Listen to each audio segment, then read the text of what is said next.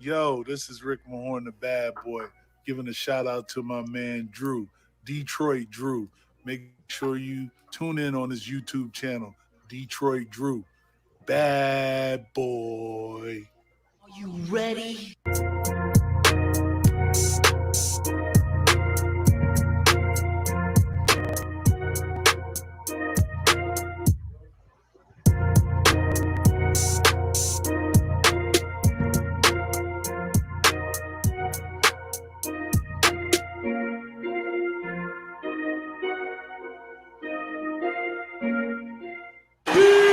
Detroit basketball. Yo, what's good, peeps, man? Welcome back to another edition of Above the Rim with the DSA, man. And just like this, we are almost back to basketball, under 2 weeks away. But before we start dissecting everything we got, because we got a lot of stuff to talk about and less time to do it in, let's go ahead and introduce you guys to the panel. First up, he is the man behind the scouting operations for Above the Rim, our own personal doctor. Bravo, what's going on today, man? What's going on, everyone? How's everybody doing? Hope you guys are enjoying a nice Saturday. The weather is beautiful here. Hit the like button and enjoy the listening to us, please. Absolutely. And then last, certainly not least, you guys want to go subscribe. Let me try that again. Last but certainly not least, the heart of the city, 313 JMO. You're going to want to go subscribe to him because next week we'll be right back over there on his channel. What's going on, JMO? What's good, everybody, man? Make sure you guys like the video. Let's go. JMO, do me the honor of shouting out the peeps in the chats for me, would you please? All right, no problem. We got PD Sports in the building. What's good? We got Joey Kappas in the building. What up, though? We got Pistons Talk in the building. How you doing? We got Kane WWE in the building. We got Des B in the building. We got Julia in the building. Micah's Gaming Takeover. What's good, everybody? Yo, make sure you guys come in here and let us know that you're in here. Go in that comment section and let us know that you guys are here because we are here giving you guys this content. So let's start this off while we're waiting for more and more people to join in. Today, the Palace of Auburn Hills is officially no more, gone, blown up. It's kind of sad to see because that's one of my favorite arenas. So many memories there, but quite frankly, LCA is a super nice building. We probably won't be able to go back there next year. So, fellas, I want to start the show off with your guys' personal favorite memory or memories of the Palace. Bravo, what do you remember from the Palace? Man, it was really good time when I used to live. Like the first time I visited the Palace of Auburn Hills, the first time ever going to a Piston game when I was living in Chicago. So I drove all the way to Palace of Auburn Hills to Auburn from Chicago downtown. It was a fun ride. In the end, I got to know where is the parking lot. I didn't know where was the parking lot. Finally, the people guided me to the right place. And when I went there, I was hugely shocked by the size of that palace. The palace is a lot bigger, I believe, in my opinion, than the LCA. It just feels great to watch the stadium. The good memories for me, probably from the inside the arena, the nice setup around the arena. The sound effects are amazing. I remember them. They're actually better than the LCA. I mean, LCA really started adding few things recently when the second season. But man, the Palace was a great season. I have not attended the 2004, but definitely without it there, that would be really a nice time for me to watch the old Detroit Pistons. But it just brings a nice memories for me when I was back at the days when we had no coronavirus. Really? Hold on. I gotta stop the story, Bravo. The parking lot is literally outside the arena. How did you not know what the parking lot was? Because I came the other way. That's why. I was about to say, like, boom, you're in the parking lot, boom, right there's the stadium, man. But Yeah. no, I'll cut you some slack. Let me know what you guys' comments are about the Palace down there. If it's a game, if you actually went there. JMO, man, what is your favorite memory or memories about the Palace? I mean, my favorite memory is the championship, obviously, because like back around that time, I was going to a lot of Pistons games. So I was going to a lot of Pistons games, and it's just like the thing that's different with LCA is LCA is split with the Red Wings, and the Palace was like our own. Those are our own play. Like when I saw that building fall, that was heartbreaking. I wasn't expecting to see that today. You know, like I was like, oh, y'all destroyed the building. That's really how y'all feel. I'm like, okay, wow, you just destroyed our building that we won championships in. It hurts, but this happens with other teams. Golden State, I feel forever sorry for them. Now they in San Francisco. Like, I mean, in their old stadium, it's no more. So, but it hurts. But I definitely would say the championship, and I will tell you one of them. I know you said best memories, but I have this is one of the worst memories, but it's so memorable that I have to talk about it because I hate it, but I can't believe it happened, and that's that LeBron stuff. That's all I'm gonna say. And then and then Malice at the Palace was very it was very funny, very entertaining, and we saw some things like I'm just saying it's just like I just remember going to games and just watching Antonio make dice ball out. Like people didn't know how nice he was. It's just like I just love our players, man. Richard Hamilton is like one of my favorite players of all time, probably like my second or third favorite player of all time. So just watching him play, so it's just like I got a lot of memories at the Palace because I've been there a lot. I wasn't expecting just them to do that today or anything. I'm sure it was in the works, but LCA is not. It's not ours. So we go look. We got to win the championship there before the Red Wings do. And sadly, the Red Wings are bound to win a championship. So we better hurry up because that's just their pedigree. They're gonna win one in the next 10 years. They're gonna win at least one championship for sure. You can book it. So you better do something because Red Wings coming for you.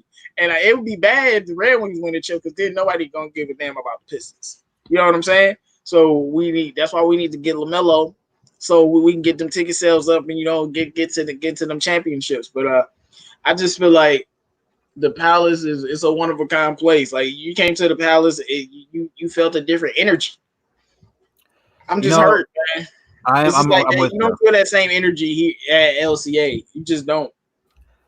Well, I mean, one of the problems with LCA is, we haven't put a good quality product out there, so people don't go out there. I mean, looking back at watching the Palace, man, we had 2 championship teams go through there. I mean, people wanted to go there because it's not that far away from me. Like I said, I live in Flint. It took me about 40 minutes to get there. It takes me about an hour to get to Detroit, depending on traffic. So, I mean, for me, it was always more reasonable for me to go to a last minute game. One of the best favorite memories of me was I don't know if you guys were here for it. I did a comedy special when I hit 2K subs. I went there on Rip Hamilton's jersey ceremony where they retired it and hung up his jersey in the rafters, and it was a last minute thing. So I had nosebleeds, and me and my brother went, and Doritos came out with some kind of new like buffalo something of another. They were like a very bright red Dorito. Like it was like red. Okay. And they were pretty good. I only had a couple. He smashed the entire bag on the way there. And when we got there, we hop out the car and he just starts throwing up, spilling all the Doritos out all over the place. It was pretty bad. And then he was struggling. He powered through the halftime. I'm like, dude, we got to make it to halftime because I want to see the jersey ceremony. And after that, I could tell he was just hurting. He looked like Jordan with the flu game. So we had to walk all the way down from the nosebleeds after the ceremony, and we got to like the upper bowl where all the concession stuffs are, and he threw up again, and it was like a cherry slushy, dude, or a cherry slurpee, or whatever you want to call it, just all over the place. And like the single mom, and she had a little girl and a little boy right there, dude. The look on her face, dude, it looked like she thought he was possessed by the devil. It was like throwing up blood or whatever. But just on a more personal level, I went to my first Pistons game there. Like that's where I grew up watching them was the Palace. So like it's kind of like your first girlfriend. Like you never forget your first. It's probably for the better. Like LCA is super super nice, man. Like it is a nice arena. I'm gonna miss the Palace.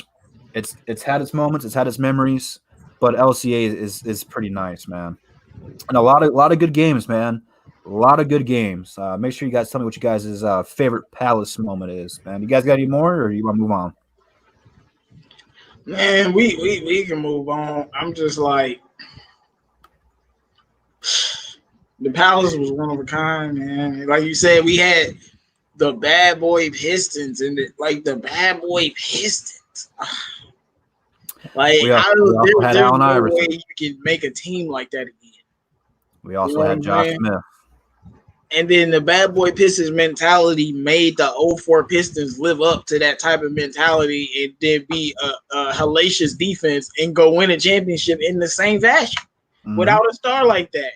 And, I mean, obviously Isaiah Thomas was a superstar, but without a star like that, you know what I'm saying? So I just feel like it's just now I want y'all to win the chip, man. This rebuilding talk, I don't like it now. Oh yeah, we about to rebuild, and yeah, while we rebuilding, we redestroying the palace too. Hey, I just got done watching Endgame and Infinity War again. You gotta sacrifice a soul for the Soul Stone, so that's what we're doing right now, man. But let's go ahead and talk. Wait, hold up. What, bro? Dog, get rid of him. Tom Gore's gotta go. Tom Gore's that's why I was like, I didn't know they was destroying. Also, he destroying it to build a shopping mall. For real, that's how you feel. All right, Tom Gore. Oh, so that's what Rasheed was talking about. I had no idea what the hell. All right, Tom Gore. Yeah, because Rasheed always speaking that real. He know what he talking about. He like, yeah, I don't rock with them. Wow. All right, Tom Gore. Wow. That's it better be a Louis Vuitton or a Gucci store. That's all I'm gonna say. That's the only I don't care what it is. It ain't worth destroying the palace, man. Y'all could have still had events there. Man, whatever, man. That's crazy, man. Definitely crazy. Let's go ahead and talk about this real quick, man. Brooklyn Nets, man, they're losing people left and right, but they have gone out and they have signed Jamal Crawford, Michael Beasley, and now former Detroit Piston, former Grand Rapids Drive player Dante Hall. He will be playing on an NBA playoff team. That's pretty crazy, man. I had a lot of expectations for Hall. Again, I'm never going to say he was going to be a superstar, an all-star, or hell, even a starter, but I thought he would be a pretty good backup, at times be a starter for us due to injuries. He's going to go out there, he's going to block shots, get rebounds, and dunk on people. I had a lot of high praise for the guy, man. I thought he was going to do all right. But now the Pistons did not sign him to the roster, so Brooklyn was able to go out there and sign him. J-Mo, man, what are your thoughts on Brooklyn signing Dante Hall away from the Detroit Pistons? Well, actually, I was very surprised about it. It was something that I wasn't really expecting to happen. I didn't think Dante Hall was on people's radar like that, to be honest with you. And if you guys know about what I've said in history, I was never as big of a fan of him as y'all were. So when we added Justin Patton, I was like, okay, so they going in that direction, and I'm a little bit more confident they're not going to draft a center, and they might go on free agency. Now you're looking at Swolethon. So I don't know what that's going to do, but you got Swolethon. But I'm just very surprised that Brooklyn went and took him. Like I'm a little bit more shocked, but I don't think it's a big deal. I wasn't as high as Dante Hall as y'all were. I mean, I think we'll be fine without him. To be honest. I think signing Patton is a pretty big step going forward. I think the dude's going to be a nice player. He can do a lot of things that Hall did for us. But I don't like giving up on young talent when we don't give them an opportunity. At least we got screwed from the whole COVID stuff. There's no denying that, no sugarcoating it. We lost a good chunk of the season to play Dante Hall. It would have given him an opportunity to showcase what he could do for us, but he must have been doing something right because now a team that is going to be in the playoffs signed him almost as soon as they possibly could. So I don't know, man. I'm gonna miss him. I'll be pulling for him. We'll have to wait and check that out. But Bravo, man, what are your thoughts on the Brooklyn Nets signing former Detroit Piston and Grand Rapids Drive player Dante Hall? They stole our player. That's my point. Yep. Man, he's not that good. We'll be fine. So let me tell you something. I didn't even realize what I was watching. I was asleep. Then I woke up my phone. Oh, Drew mentioned in his YouTube, WTF. I look right down. The Brooklyn Nets signed Dante Hall. I was like shocked actually that he actually went there. But there is a reason. Everything happens for a reason. I believe DeAndre Jordan is not playing. And Dante Hall was nice on the G League. He actually one of the G League star players. I believe like he made the All-Star game for the G League players, I believe, as far as I know. And he actually showed up in that game. The thing is, let me be honest with you, he never was our really Piston player. The only time we literally signed him was when Andre Drummond traded and we got a spot cleared up, and we ended up bringing him from the G League. So basically, he was a free agent playing for the Grand Rapid Drive, and whichever team wanted him at that time, they could have signed him easily, no problem. The only problem with us is basically we were looking at him, and we really interested in him as a dunker. He's a really good like defender. He's very athletic. So he's played on our team, but he's not really our player, to be honest. The only time we was our player is on a 20-day period, 10-day contract. Then we renewed his 10-day contract, and in the hope that we're gonna bring him again next season. But I don't think that's the right thing, because it looks like Tom Gores or I don't know, Ed Stefanski didn't really bring him back. I kind of believe that's a mistake, but at the same time, as soon as I saw Justin Patton come in, I told you guys a few weeks ago, this guy is going to take over Dante Hall's spot. And he did, actually. The thing is, he took over his spot, and Dante Hall is gone. And I didn't really expect him to be gone like this, but hey, he got an opportunity. Wish him all the best. And I think he's going to really be a nice player for the Brooklyn Nets. I don't know, though, if he's going to play, because like Jared Allen, and they have also Clyde. No, he's going to play. DeAndre Jordan isn't playing. He's going to play. My thing, I think Pistons fans are upset with Dante Hall is we thought Justin Patton was going to maybe take some spots, but we thought maybe they would compete first. Yeah. And Dante Hall gets signed away before they can even compete, and the Pistons are going to roll with the guy that they got. So at the end of the day, that's what it is. Well, Patton's nice, man. Like, he's got a good game. His problem. Yeah, that's what I said. That's why I said earlier. I watched him in college, and in college, he looked nice. I'm like, okay, so what was he doing? And I watched him a little bit in the G League. So I like him. Like, we'll see what he is. I don't know, but I like him. So at least, you know. So, but Justin Patton has a problem. So he has his injury of the foot. One of the foot is injured, and he struggled with it really big time in the past couple of years. So I don't believe that we should have really given up Dante Hall this quick. But hey, it's. I think what I'm looking at it, I think he's getting an opportunity with the Brooklyn Nets. I believe the Pistons are going to keep an eye on him also, because he's a free agent after this NBA season. And I don't know if Brooklyn will sign him again, because they have. I doubt it, because they already have all the players. They have DeAndre Jordan, they have Jared Allen, and they have this new rookie, Claxton. Claxton is a nice rookie, is a center too. So I don't see really Dante Hall as a long-term future for the Brooklyn Nets. The problem is other teams can pick him up. That's maybe like the Atlanta Hawks or Charlotte Hornets. They can pick him up.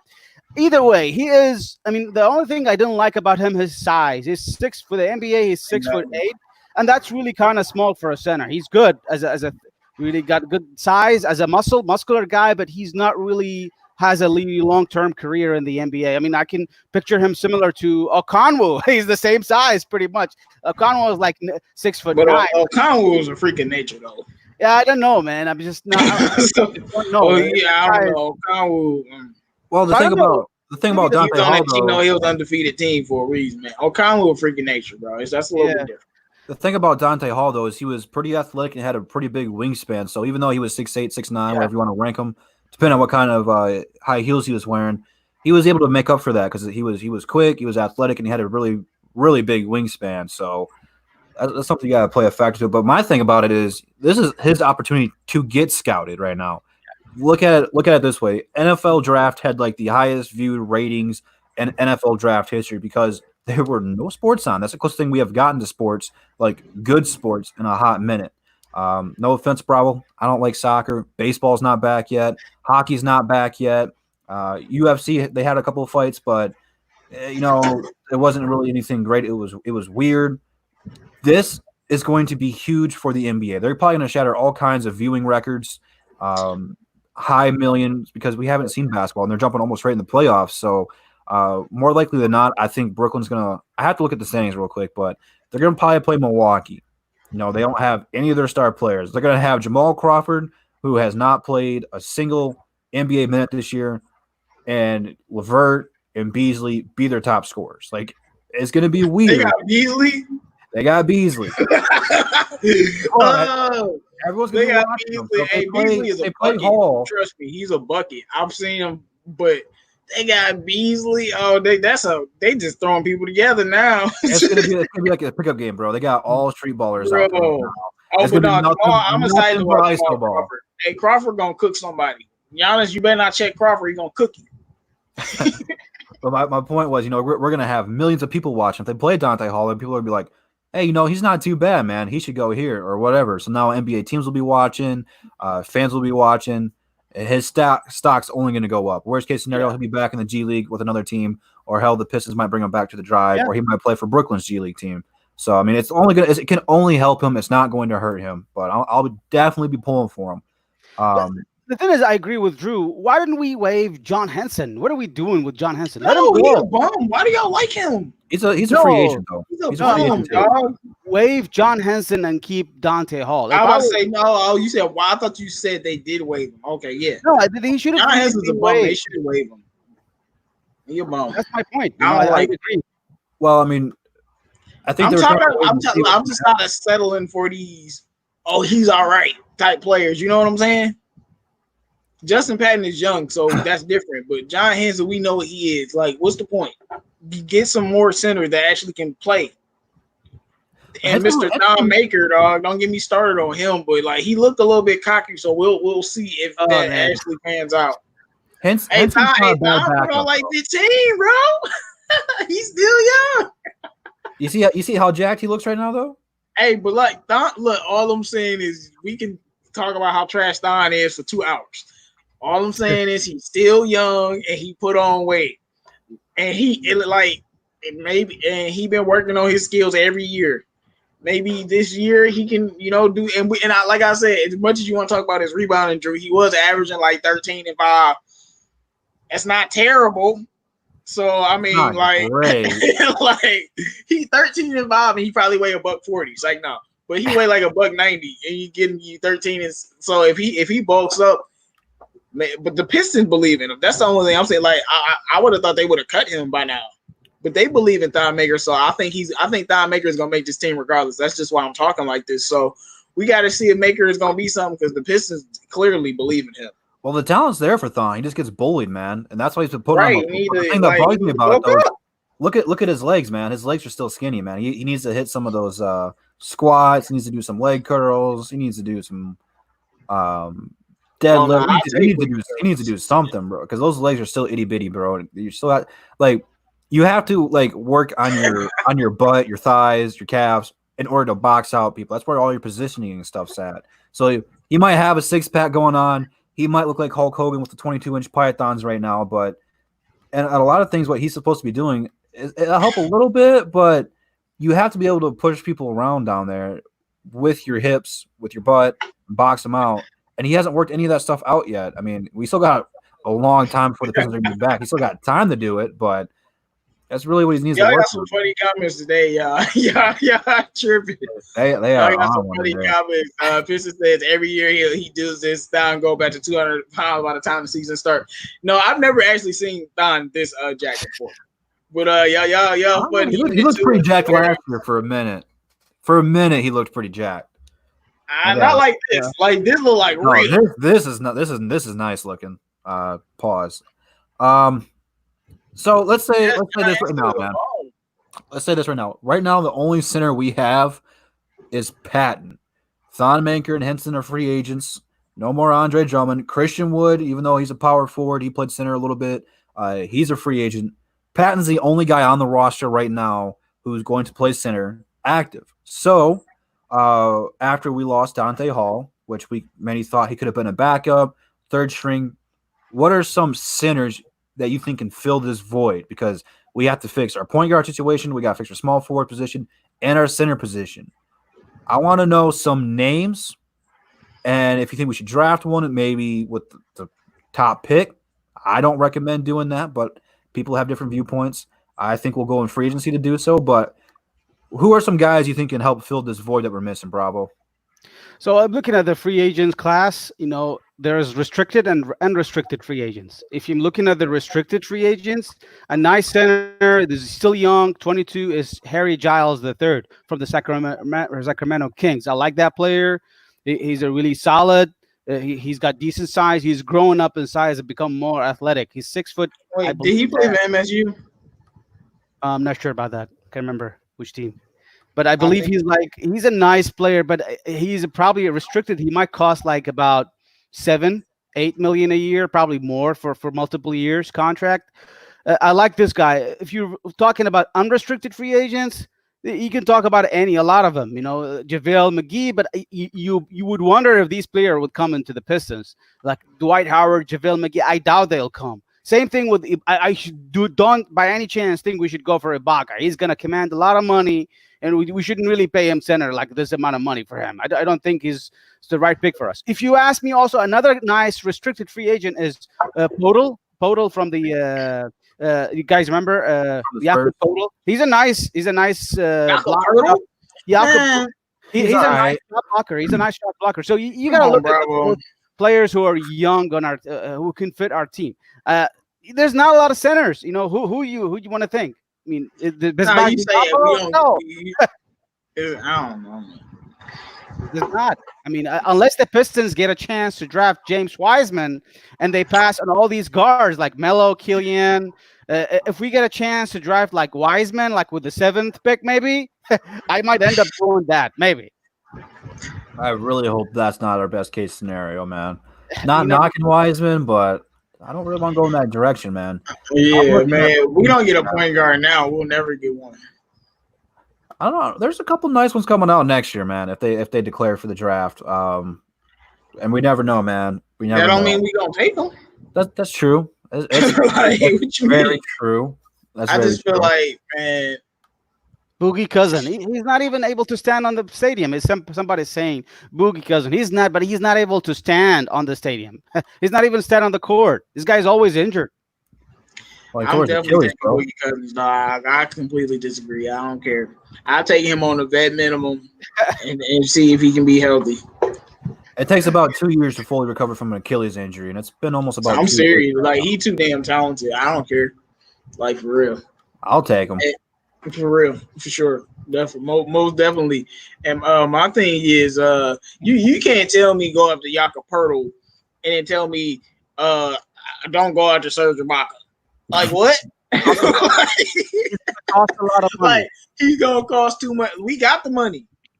Why do you want to pay the money for a 1-year deal? Like, no, dude. What else we gonna use the money on? Andre is gone.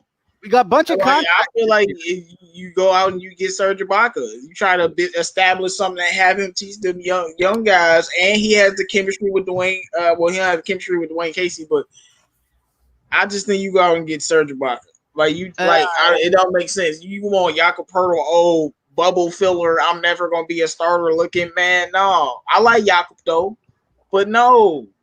I need a better center. I want JaVale McGee. I think I want Dwight Howard. Somebody said Whiteside. I hate Whiteside personally as a personality, but as a player, yes, I'll take Whiteside. He had a great year this year too. Great year. Like, look at his numbers this year. I'm like, holy, like, dude, he was putting up some big boy numbers. I didn't realize he was averaging like 3 blocks a game or something crazy like that. So I just think that that's what I would do, because I'm Whiteside, McGee, Dwight Howard, Serge Ibaka. People were saying Marquise Chris. No, I think he's trash. I'm sorry. DeMarcus Cousins, definitely, like 100%. Like, seriously. What's his name? Okafor. Okafor is nice. Okafor, I would definitely take Okafor as well. Like, Okafor knows how to play. It's just like he's a bust, but he's still not a play. Like he can play.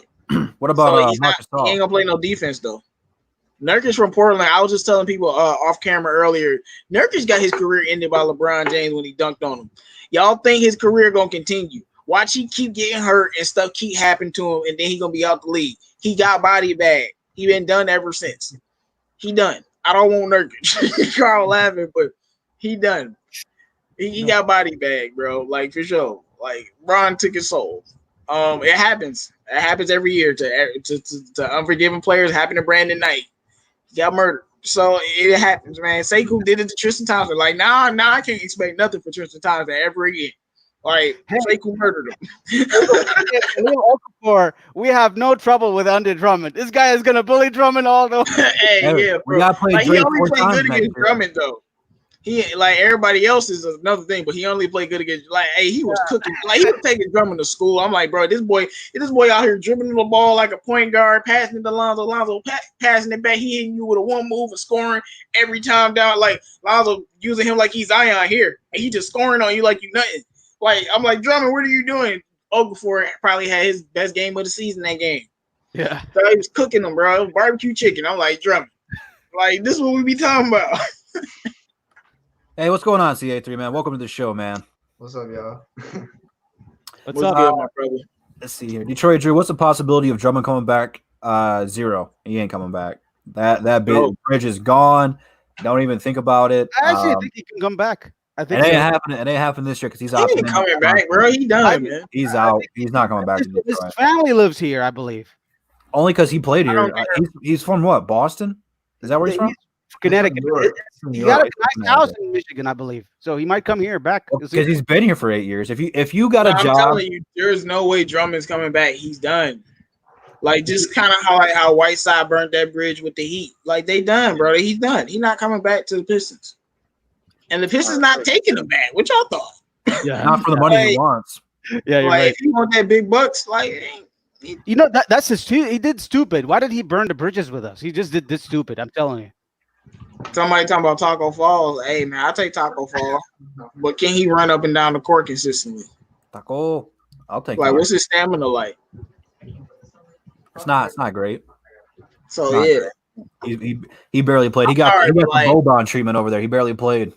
We need a McGee or a Dwight Howard. I'm telling y'all, we just need like an athletic center to go with our players. You know what I'm saying? Not no Jakob Pertles. No, we need somebody that's athletic like us that can play. Here's the thing about those two guys, though, is the Lakers are going to be I think outside Milwaukee, they're the second highest percentage of winning the championship, which you really can't disagree with that. I think one of the reasons last year McGee didn't sign here is because the Pistons weren't like going to be anything spectacular in terms of being like the Lakers. I mean, JaVale McGee's from Flint. I want him because I'm from Flint. It'd be awesome. He's gotten better. It seems like the more and more he's in the league, the more and more efficient he's gotten. When he first came in the league, he was just a guy with athleticism, could block shots, but he didn't really have a brain. I don't really think he still has a brain, but he's smarter. I mean, no, like too much. He's not trying to be. He's not trying to be trash. He's not going to play championship basketball. Like, and I think if he gets a ring again, he's got 1 or 2 with the Warriors. I think he has 2 with the Warriors. So if he gets 3, like he'll be good, bro. All he's gonna want is the bag then. And then a team like Detroit, who needs a center, is probably gonna pay him more money than what the market is out there because his contract's not super huge in LA right now. A lot of their contract is LeBron and AD. And then Rondo's got a pretty all right contract, and they got a lot of good vets over there. Danny Green's got a good contract. I'm not saying his contract's trash or cheap or anything like that, but if he gets another ring, a team like Detroit who needs a center is going to pay him more than what he is getting right now. So if he gets a third ring, I don't want to overpay JaVale McGee. I'm not saying throw him all the money that we've cleared up, but he's probably going to get about 10 a year, somewhere on that ball. Nah, then I'm good. That's what. You see, Carl had the same reaction. No, then I'm good, bro. Yeah. No, I'm not giving no JaVale McGee. I'm with What'd you say? He can't go on the court for more than like 6 minutes at a time, dude. Right. 187 in Newbury says, "I'll take Aaron Baines again. I will take Aaron Baines again. Yeah. I'll take Boban. Where he at? Oh man, he's at Dallas right now. CA3 man, what would you do if you could go to the draft free agency to get a center to help fill this void? I think my first choice, I mean, like J-Mo said, would probably be Serge Ibaka. I would like a guy like JaVale McGee. Like, I wouldn't want him to be like my I think we had to get somebody. The thing with JaVale McGee, I think if we got JaVale McGee, we had to get somebody else to kind of help him out with the center load because he's not a guy that's gonna be your number one like center like that you can just rely on for the whole game because he gets tired easily if you watch JaVale McGee play. And I would like to. I mean, I wouldn't mind getting Montrezl Harrell, but the thing about Montrezl Harrell, he's so undersized. And I also wouldn't mind getting. I mean, I wouldn't mind Jahlil Okafor as well. But he doesn't play defense, which is our problem with our bigs right now. So that's the only bad thing about getting him. And I mean, I would say get Serge Ibaka and to try to get him. I mean, I think it's a possibility, especially since we got Dwayne Casey as a head coach. So I mean, I would really want to Serge Ibaka, but I wouldn't want to completely overpay him because he's in his 30s, so I wouldn't want to overpay him. But I think Serge Ibaka is my first choice. I wouldn't mind Marcus All either. I think the best choice might be Okafor because we can lowball him and we'll get the most production from all the guys we're talking about outside of Serge because he's clearly the best. Okafor is like the best natural scorer out of all of. Now he can't play defense, but how good McGee is not a good defender. He's just a great shot blocker. Yeah. Serge played defense. Who else played defense among those guards really? And Marcus All is not on the table. I don't think so. I don't think they're gonna get Montrez because they ain't rebuilding. So if you rebuilding, you get somebody like Okafor, and then you get and maybe you bring back Thon or you get another young center. Go ahead, one Bravo. Thing I just want to add one thing. It's also about, again, it all depends when you want to bring a center to the Pistons. It all depends on how much money you want to pay. So we gotta have a budget. Say, how much do you want to pay for a center? Let's call it for you. That's the next question for you guys. I don't think the management, if they we rebuilding or if they trying to make the playoffs, they're gonna pay a lot. And if they're not trying to make the playoffs, they're not gonna pay a lot. That's how I think they're gonna do it. So I don't really know how they feel though. If you Justin Patton, I don't know if they're gonna pay for a center or not. To be honest with you. How much? A lot of it's going to depend on where we're drafting, man. If we get a top 3 pick, so you're guaranteed Edwards or LaMelo pretty much, or whoever else you want to say is going to be the next elite player that you want to throw at those 2 guys. If you get a top 3 pick, you're going to be a better team. So then they might be like, all right, we have an opportunity to make the playoffs, so let's go sign a JaVale McGee or a Dwight Howard for a 1, maybe 2-year deal. Give them a little bit more money than what you want, so that way you can compete. I think if we fall in the draft, say we get somewhere between 6 or 9, I think 9 is the lowest we can fall, then they probably won't go make a big splash in free agency. But if they get a top 3 pick, that might be a whole nother element to the table we got to talk about. So I really think that our whole offseason is really centered around the draft as well as it should be, I think the Pistons are not going to pay more than $10 million for a free agent for a center. I doubt it. 8 to 10 million is the max, unless you're telling me that we're getting maybe a really a nice center from another team in exchange for a cap space. We heard this multiple times from the Ed Stefanski and Troy Weaver, from the writers, Detroit Piston writers. They're willing to take a nice player in exchange for cap space. The one I'm looking at is Jared Allen. Jared Allen from the Nets season, he's due for a contract. It would be nice to pick up a guy like him. They might. Yeah, if we do, that'll be a miracle. Because I believe it, definitely. But BG had me laugh. He says, all cap, y'all talking like we got a choice. We probably won't even keep Wood. I do think we keep Christian Wood, but if we can get Jared Allen, oh man. Yeah. I'm good for that. So what is he saying? This guy is I don't know why Brooklyn would do that, man. I don't understand why they don't give this guy minutes, man. What was that, Bravo? I'm not gonna comment on your comment here below. Okay, that's enough. I don't think I have a pathology. I'm one of the guys who diagnose pathologies. It's just, basketball grit. Okay, whatever you want to call your name, that's not appropriate. Man. Let's go ahead and change up the topics. The Pistons made a front office move this week. Man, that's kind of crazy. It's been a long time since that already, man. This week's flying by. Days seems like they're matching them together, but we have signed Dave Mickberg. Is that how you pronounce it? I still don't know how to pronounce it. Mickberg. I don't know who he is. I believe he was the vice president of strategy operations for the Milwaukee Bucks. I'm not really sure what the hell that means, but anytime we get president of strategy operations. That's what I did, man. That's what it said. Like military oh yeah, that's our vice president of operations right there. don't shoot the messenger, man. I'm just telling you what it says on his resume. I personally don't know a ton about him. My whole thing is, Troy, man. he got his guy right away. He's seen something in him. I don't know what the relationship is. I don't know if they worked together before or not, but he took over. We had to fill 2 spots in this front office, and this was like boom, boom. Here we go. He's starting to get his fellas right here. So you want your GM to get the guys he's comfortable with, that he wants. So I'm cool with it. Like I said, I don't know much about Dave. CA3 man, what are your thoughts about the Pistons bringing in Dave as the new assistant GM? I wish I knew some. I wish I knew some stuff about him, but I don't. But I mean, but if Troy Reaver made the move, I mean, I trust it because he's well qualified for this position. So, I mean, if he feels like he's qualified for this position, I trust it. And until he proves me wrong. Pistons Talk said he's a salary cap guy. Hey, just until this year, we have not had salary cap. So if he can come here and work the books, I'm sure him and Ed will get along pretty well. I'm here for it, man. You need money to be good in this league. You know, a lot of star players are more active on free agency. A lot more of them want trades. And if the Pistons ever want to make another splash, take another Blake Griffin, hopefully one who's in his prime and not injury prone, you want guys in the front office who can balance the checkbooks out and bring in bigger star talent. Bravo, man. What are your thoughts on the Pistons bringing in Dave McBurg as the newest GM?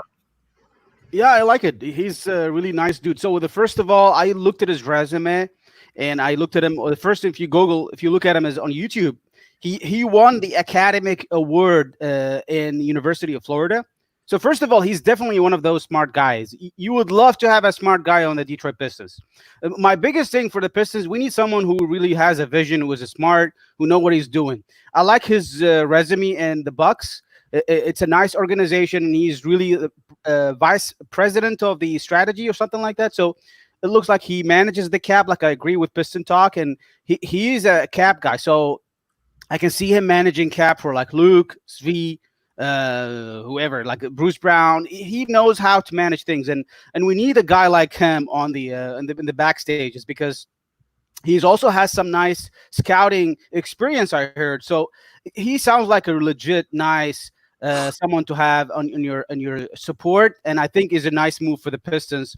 I don't really about the rest of the candidates, but we haven't interviewed many, so I heard that we're going to come up with a couple of twos.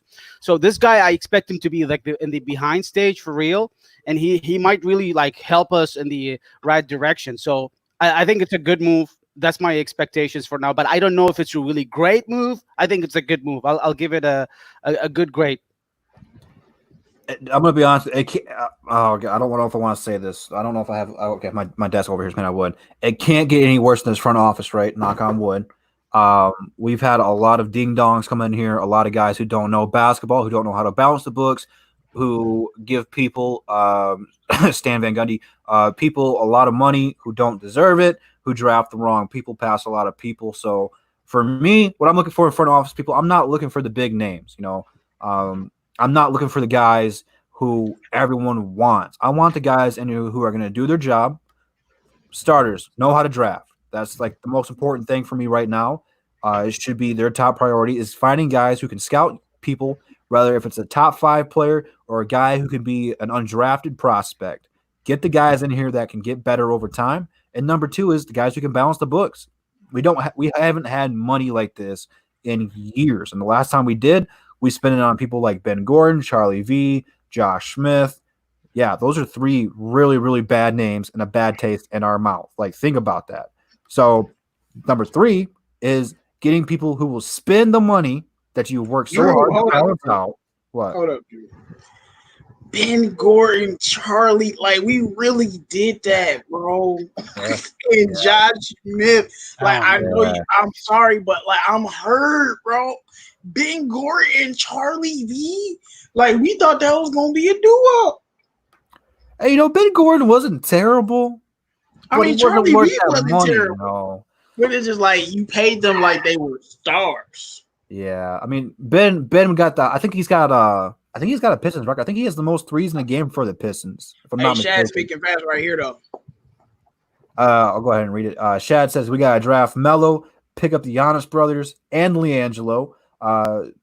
to long enough details until Giannis and Lonzo are free agents, and then sign him here so that way we have the ball and Antetokounmpo family here in Detroit. That's what I'm talking about. I can smell Hey, it. go ahead and give us 5 championships along the way. No.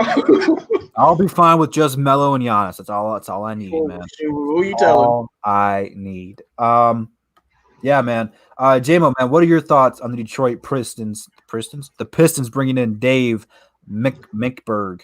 I don't think I'm saying that right. Well, I As the new haven't done assistant a lot of GM. research on him, but just listening to what people are saying about him, he's a well respected around the league, and he's coming from the Bucks organization, so that they've been doing some great things over there.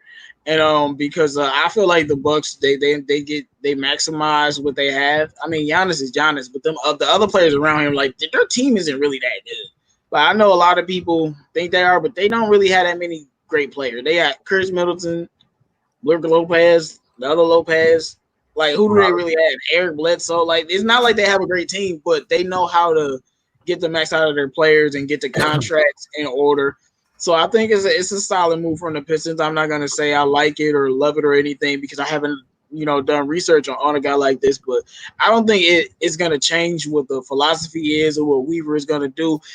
He's been adding a lot of people to his team. He's gonna continue to add more people to his squad, and I think this guy. I just hope he gets the book straight, and I'm gonna just look at it positively because I think our front office is in for a change, man. When the moment we got Trey Weaver, I felt this organization was going in the right direction, and we just became a good organization with that move. Yeah, I said it, man. The Pistons are going in the right direction, so I think all the moves they make is good. He came from the Bucks, so I'm for it. You come from the Bucks or the Clippers, teams like that, or the Raptors. Oh, I'm with you. You know what I'm saying? And if we talking about drafting, and you coming from OKC. I'm definitely gonna be on board with that. So, Well, who's that dude from Milwaukee that was in the dunk contest this year? That white dude. Oh, so Pat Connaughton? Pat Connaughton? Yeah. Pat Connaughton. Oh yeah. He's a good pickup for him, man. Like that. Oh. Like Yeah, but like he like solid. I don't know where he was drafted or anything, but like that's what I'm saying. Like they got all these players where you're like, really, he good? But I like Pat Connaughton. I'll take him on my team any day. I like Pat Connaughton. The thing about Milwaukee is they know how to like build around Giannis. Like all those guys, if they went somewhere else, they probably wouldn't be as good or as productive as they are right now. But they fit with what Giannis is doing, man. Like they still need to get more shooting, but they built around Giannis. These guys complement Giannis pretty well. They've turned Brook Lopez into a stretch 5. Like it's remarkable. Like he was never a bad shooter, but he's gotten so good at it. You have to guard him out there, man. Like I got to watch him play live against the Pistons, and dude, he was pulling up from half court in shoot arounds and like made like 7 in a row. Like it was crazy. Like he's become so good at shooting. They've done a good job of developing talent. They took Chris Middleton, a guy who you guys should know was here in Detroit, and turned him into an all-star. Eric Bledsoe, they want to get rid of him, but he's played pretty well for him over there. Like they've done a good job of acquiring talent and making sure the talent fits with what they got over there. They extended him last year, so I don't know if they want to get rid of him. So I don't know. Because they know Aaron Bledsoe ain't gonna do nothing for him. We got 40-some people watching us right now, man. I only see 20-some likes. Let's make sure we go ahead and get those likes up. I also see a lot of people saying we're still paying Josh Smith. That is not true. His contract is officially over with the Pistons. I think it stopped right before the season shut down, like a couple of weeks before the season shut down. So Josh Smith is off the books. We got this money to spend. Let's not go ahead and re-sign him 2.0. We are officially about 2 weeks away from the NBA playoffs coming back. People are starting to show up in Orlando heading into the bubble. You've seen the food. A lot of it's been like, what the hell is that? What are you giving them? A lot of ramen noodles and chum bucket burgers. Like, I don't know what's going on over there. But, hey, man, basketball is almost back, man. And it's going right to the best part about the season, man. You're giving them about 8 games to compete for final seeding for the playoffs. And then we're going right into the playoffs. The most intense aspect of the NBA season. PD, man, I see you dropping the $2. Thank you, sir. Make sure you guys subscribe to PD. They just did their first ever DSA hockey show. It was phenomenal. These guys know a lot about pucks and Sticks. Make sure you guys go over there and check that out if you're into hockey. That's the new and up-and-coming show from the DSA. So, fellas, man, since the basketball season is officially set to return, people are going into Orlando. They're finally at Disneyland. Everyone's rested and healthy. A few players are opting not to play. My question for you is, what are your thoughts on the bubble? And who are some of the guys that should be the favorites? And who are the sleeper teams? CA3, I'm going to start with you, man. So my whole opinion on the bubble,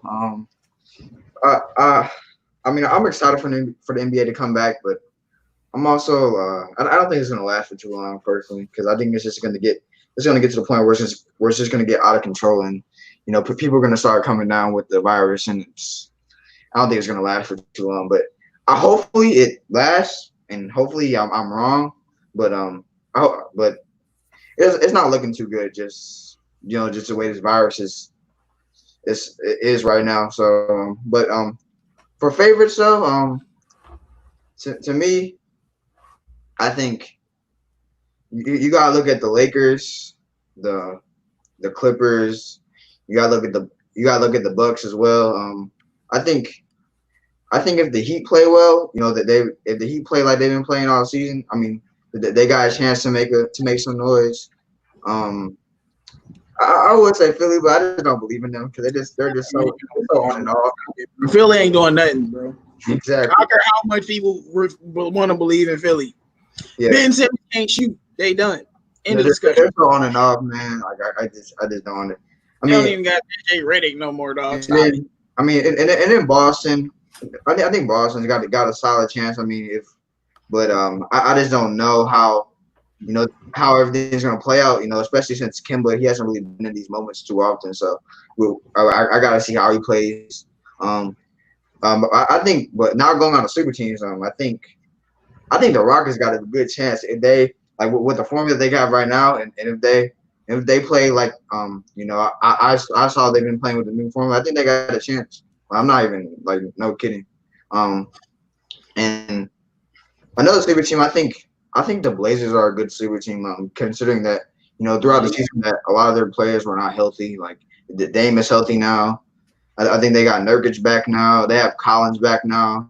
They got a lot of players back, and Hassan Whiteside has been playing out his mind this season. Despite what some people feel about him, he's been playing out his mind this season. Let's look at the Eastern Conference. Who are sleeper teams in the Eastern Conference? I mean, there's really not. I don't really think there's really any sleeper teams in the Eastern Conference for real. When I think about it, but yeah. I mean, I think the Pelicans can make some noise, but I don't even consider them a sleeper team anymore. I think everyone knows what they can do at this point. So I think the Mavericks can make some noise as well because the way Roy Porzingis has been playing now, I think they really got a chance to make some noise. I like to see some Dallas love, man. That's my team outside of Detroit. Bravo, man. You know a lot more about the COVID stuff than most. What are your thoughts on the bubble? How is it going to work? And then tell me some of your favorite teams to win the champ, and then some sleepers you're looking at. First of all, I'm just going to comment. I do believe in Troy Weaver. This is the guy I wanted so bad for the Pistons, and I advocated for him. I'm glad he's on our team, and I believe in him. We're going to talk about the bubble first. Bubble I think it's a good choice for us to start looking at sports in general.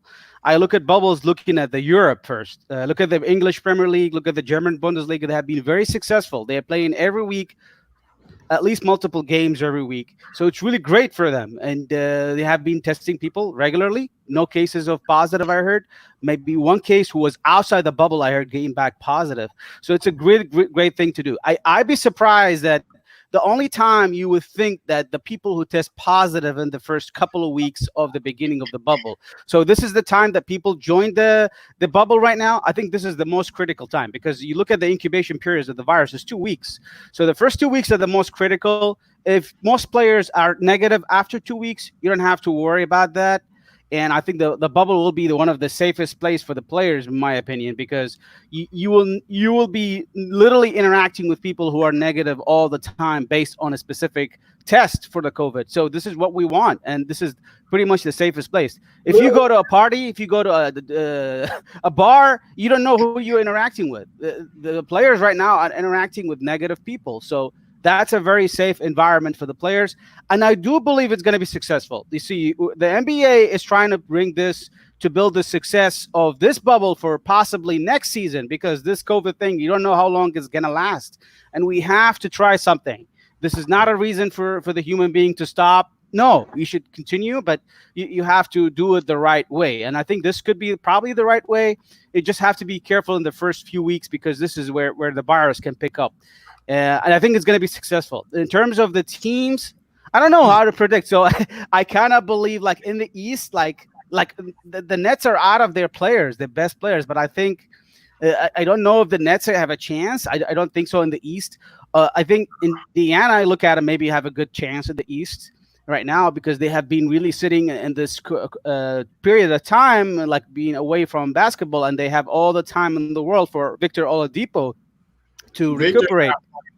Yeah, so He's out. he's out. He's not playing. Yep, he's not playing. Okay, yeah, I I was forgot. gonna say Real quick, so we can move it on. Nomus JTV, man, thank you for the $2. Says sorry I couldn't make the show, but keep it up.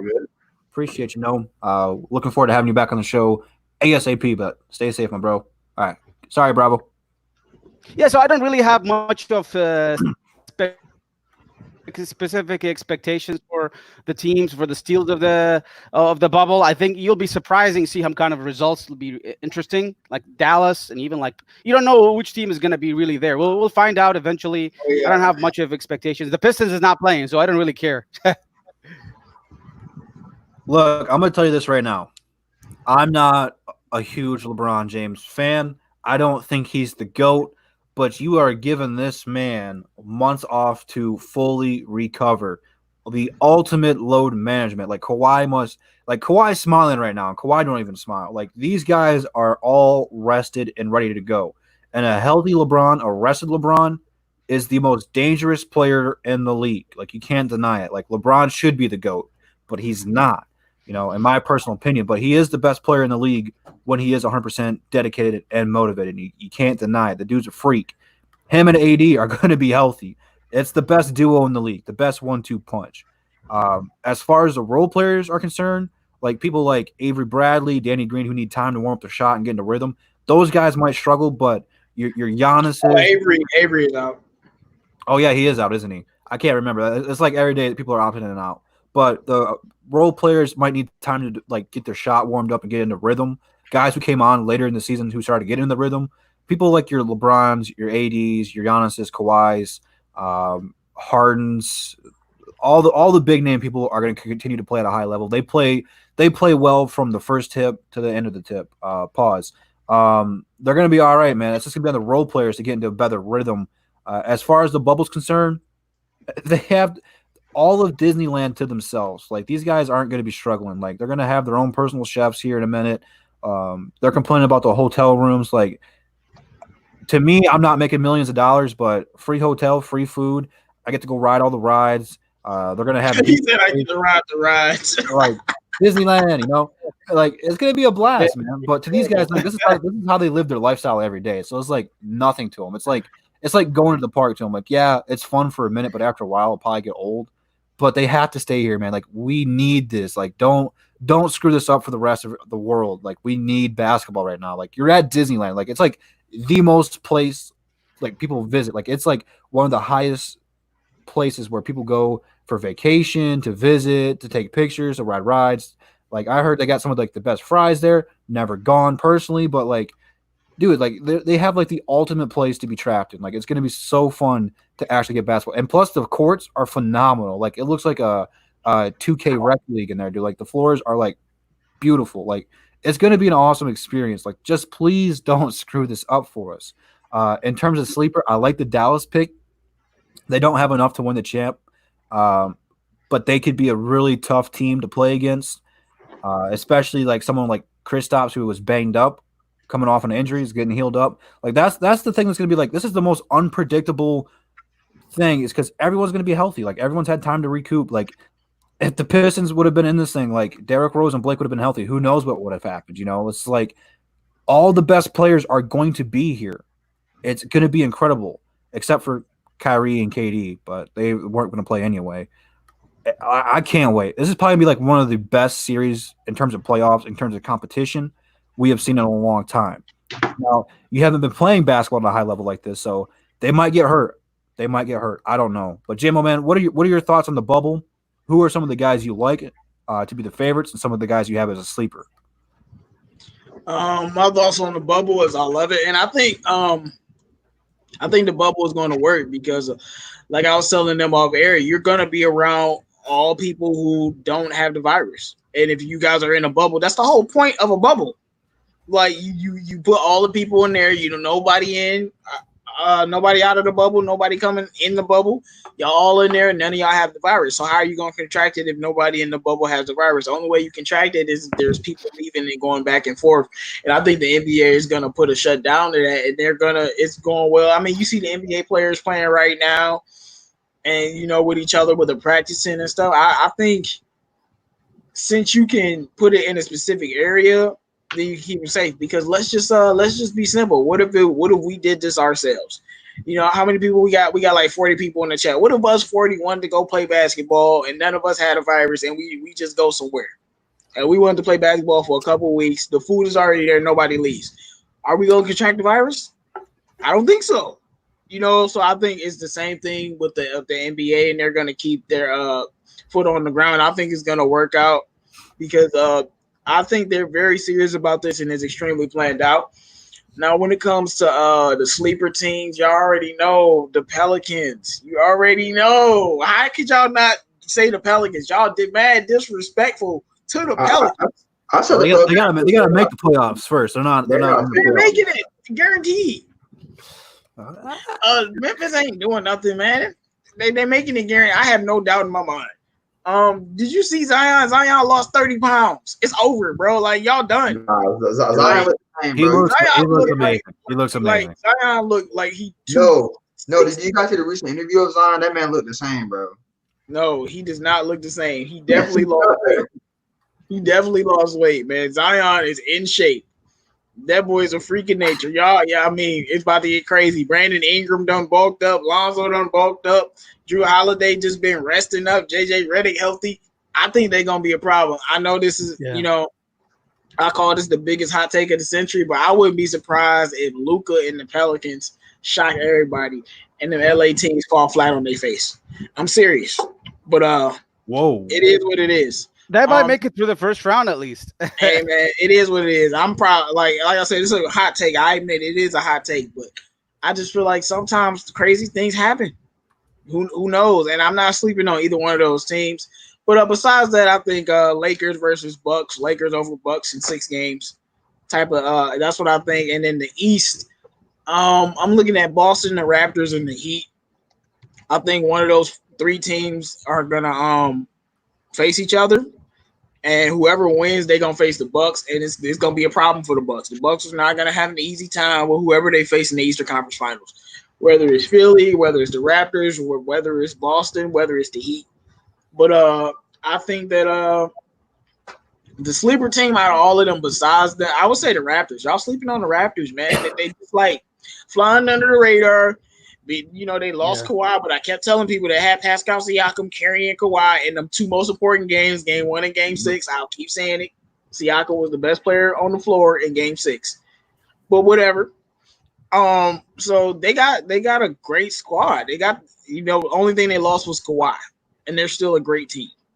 So I think they're a very good sleeper team. But don't sleep on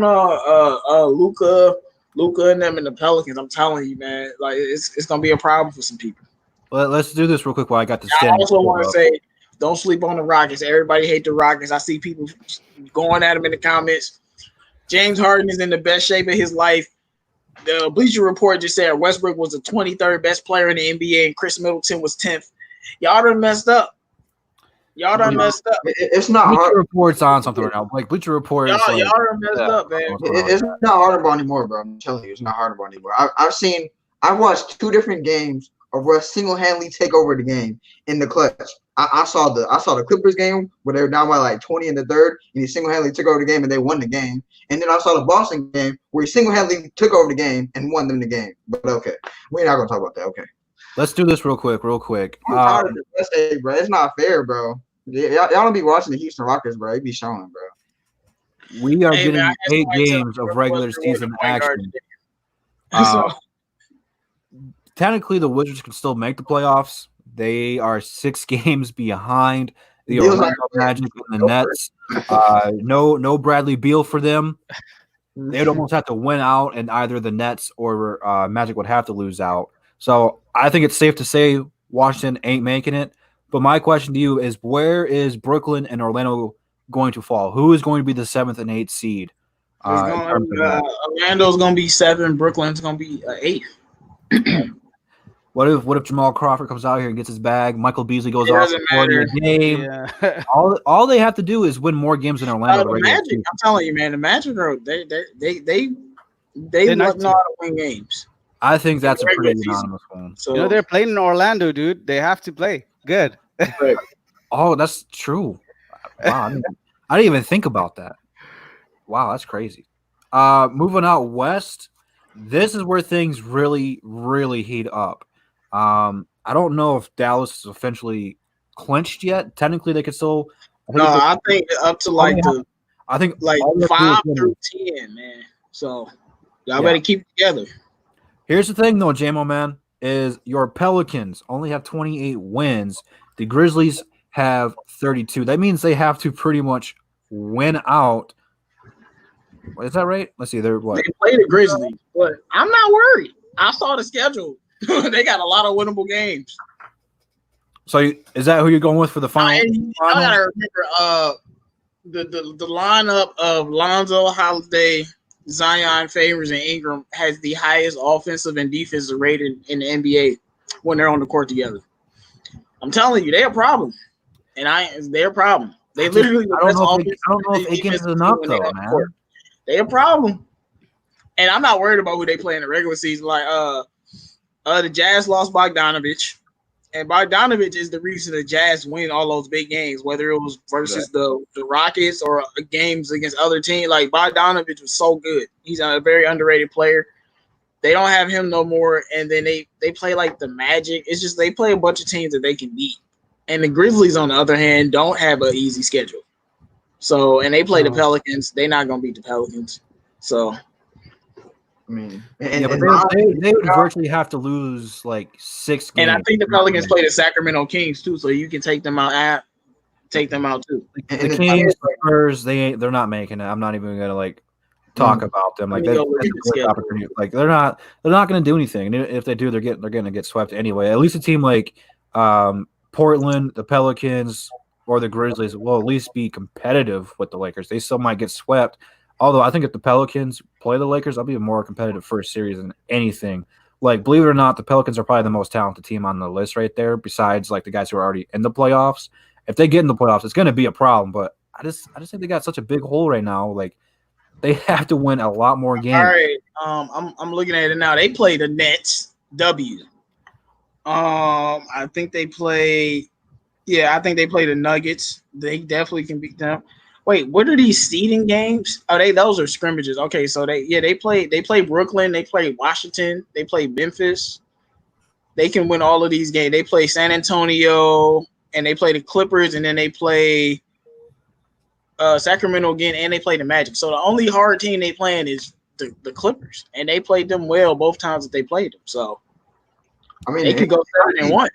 And I see Zion being a lot better because he's conditioned. Zion about to be a monster, dog. Like he ain't I'm trying to tell y'all. It's a wrap. Boy averaging 24 and 7. Yeah, like when Zion was playing, he was playing unlimited minutes and he wasn't in condition. Like he got tired easily. Zion is about to be a pro. Like he's gonna be averaging 27, 26. Ingram gonna be averaging 23, 24. You still got Holiday and Lonzo. Like I said, they got JJ Redick back. Whole team healthy. They're gonna be a problem. But no, they can easily go 7-1. You know, they're gonna have to, bro. They're gonna have to. I mean, we can't act like Memphis is just gonna roll out of bed. Like they gotta win games too. But here's the thing: they're only playing 8 regular season games. They're 4 behind Memphis, so they have to win 4, and Memphis has to lose 4. Yeah, and they play Memphis though. So that might be the one that decides it, man. Because I have no doubt they already beat them twice. Every time they play, they shut down John Morant and they can't do nothing because they got Lonzo and Drew, and then they beat them. And one time they didn't even play them without Zion. They got blown out by 20. So I'm not worried about them beating Memphis. I don't know. Before we go ahead and talk draft prospects for the Pistons, let's go ahead and get everyone's updated finals prediction. What two teams do you guys have making the NBA Finals in Orlando? Bravo, I'm going to start with you, man. What two teams are making it to the championship? Oh, really? The East Finals or the finals? The finals. Finals. The grand finale. That is tough. I think I'm gonna start with the Eastern Finals, Conference Finals. I suspect the Bucks, and second team is versus the Raptors, and the finals. I mean, on the West, I probably expect the Lakers and the Clippers. If I'm really too predictable, if you expect it in the end, Bucks versus Lakers. But I don't know. I kind of believe in the Raptors, and I hope they can do something. So I kind of like the Raptors, and I think they do have a good chance. They have the keys to beat Giannis. So they made it before. If they play it right, they could beat Giannis again. But I just don't really have a lot of chances on the Raptors. I suspect it's going to be the Bucks and the Lakers. All right. Can't go wrong there. CA3, man, what are your finals predictions? So I guess we're doing Eastern Conference Finals and we're doing the finals. So Eastern Conference Finals, I think it's going to be the Bucks versus Heat, and I think the Bucks will win that, and I'll say 6, and then I would say in the Western Conference, I think Western Conference Finals, I think it'll be the Lakers and it'll be the Lakers and Clippers, and I think the Lakers will pull that out in 7 games, and I think the Lakers will beat the Bucks in like 6 games, because I just think the Lakers they just have too much for the Bucks. Let me know who you guys got going to the NBA Finals down in the comments. 313 Jimmo, man, what are your NBA Finals predictions? I have the Raptors. I'll give you 2. I got the Raptors Raptors, Bucks, and then I got the Bucks, and then I got Lakers over Rockets, and then I got the Lakers beating the Bucks. If not, Rockets? Yeah, man. If not, I got Rockets Raptors. Yes, bro. I'm telling you, Rockets gonna take out one of the LA teams, bro. Y'all gonna be shocked. No. Hey, the Rockets already done beat the LA. No. The Rockets beat the mess out of the Lakers. I hope y'all. They're gonna have to play the Lakers, dude. You're gonna have PJ Tucker and AD. It's a wrap, dude. They have nobody to put on people like Kawhi or Paul George, LeBron or AD. Defensively, they're gonna get tore apart. They got Robert Covington and they got PJ Tucker. I almost said CP3. What the hell? James Harden or Westbrook's gonna have an off night. One of them's gonna be shooting like 11 of 33, and the other one's going to carry the bag. Championship talks when Paul George is on that team. I like Paul George don't play for the Clippers, dog. But then they have a third option and Lou Will, who can come in and fill the spot when he's off. Like, hey, he's not going to overtake them. He's going to carry them. I'm telling you, they are deeper. You got to think about how the Rockets can't beat those teams. They really beat all those teams already. They really beat all of them. They did beat all those. Regular season is completely different than the playoff. James Harden is in shape. Westbrook getting disrespected. All those Don't sleep on them, man. They can definitely make the Western Conference Finals. I think they beat the Clippers. I don't think they beat the Lakers because they got AD, but I think they can. They could very well go to the Western Conference, but they're not good enough to go to the finals. It ain't happening. They're not going to beat the Clippers. They're not going to beat LeBron and the Lakers. Unless someone gets hurt, they're not going to. They're just too bad defensively. I don't care what excuses you want to put up. Don't count them out. Hey, if they make it there, we'll put a bet. Let's put a bet on it. Let's do a friendly wager, man. Let's do a friendly wager if they do it. They're not getting kicked out the first round, though. I'll tell you that. They're not getting kicked out the first round. And I know that. Like, they will face the Nuggets. The Nuggets gonna give them a problem. They'll probably go 7 games. Yeah. But I'm not really high on the Nuggets either. I don't like they're good, but like they're a tough defensive team. They play well. Look, they are a good team. They just gonna be hard to beat though. They just don't got that star. They just like that. Like they don't scream championship. Like they don't scream like they're gonna be good enough to go there. Like, man, I cannot believe in the Clippers because they got Paul George on it. I'm sorry. They got George Paul, man. Paul George and Reggie Jackson. I can't believe it. Though. Reggie Jackson is going to win them a championship. Like, I believe Oh, in crap, they do get Reggie. I forgot about Kawhi. I that. like Montrez. You cannot trust Paul George. I'm telling you. Bro. That's why Lou Will's there. Lou Will is there to pick up man. the slack. Lou Will ain't gonna do it all by himself. That's why Kawhi's there. And, if they face the Lakers, who guarding AD? Nobody. That's the And problem. You gonna have Super Right. LeBron. They Bron- aren't there. They're not built to beat or stop AD. They're there to beat and stop LeBron. Yeah, Yeah, when but, LeBron hit that. If it works, I You're don't not gonna know. stop LeBron, I'm not. first of I'm all. not saying that they are. I'm You're just not telling you that's the stopping way they're LeBron. built. How are you stopping them? They're gonna put They- Kawhi on them. Kawhi can guard LeBron 1-on-1. He was on them and they still beat the Clippers. So I'm just saying, and they don't got nobody to guard AD. AD is the difference Yeah, maker. that's It's the mismatch. It's never LeBron. That's what people don't get. It's the other guy that take the pressure off of him. It was Kyrie.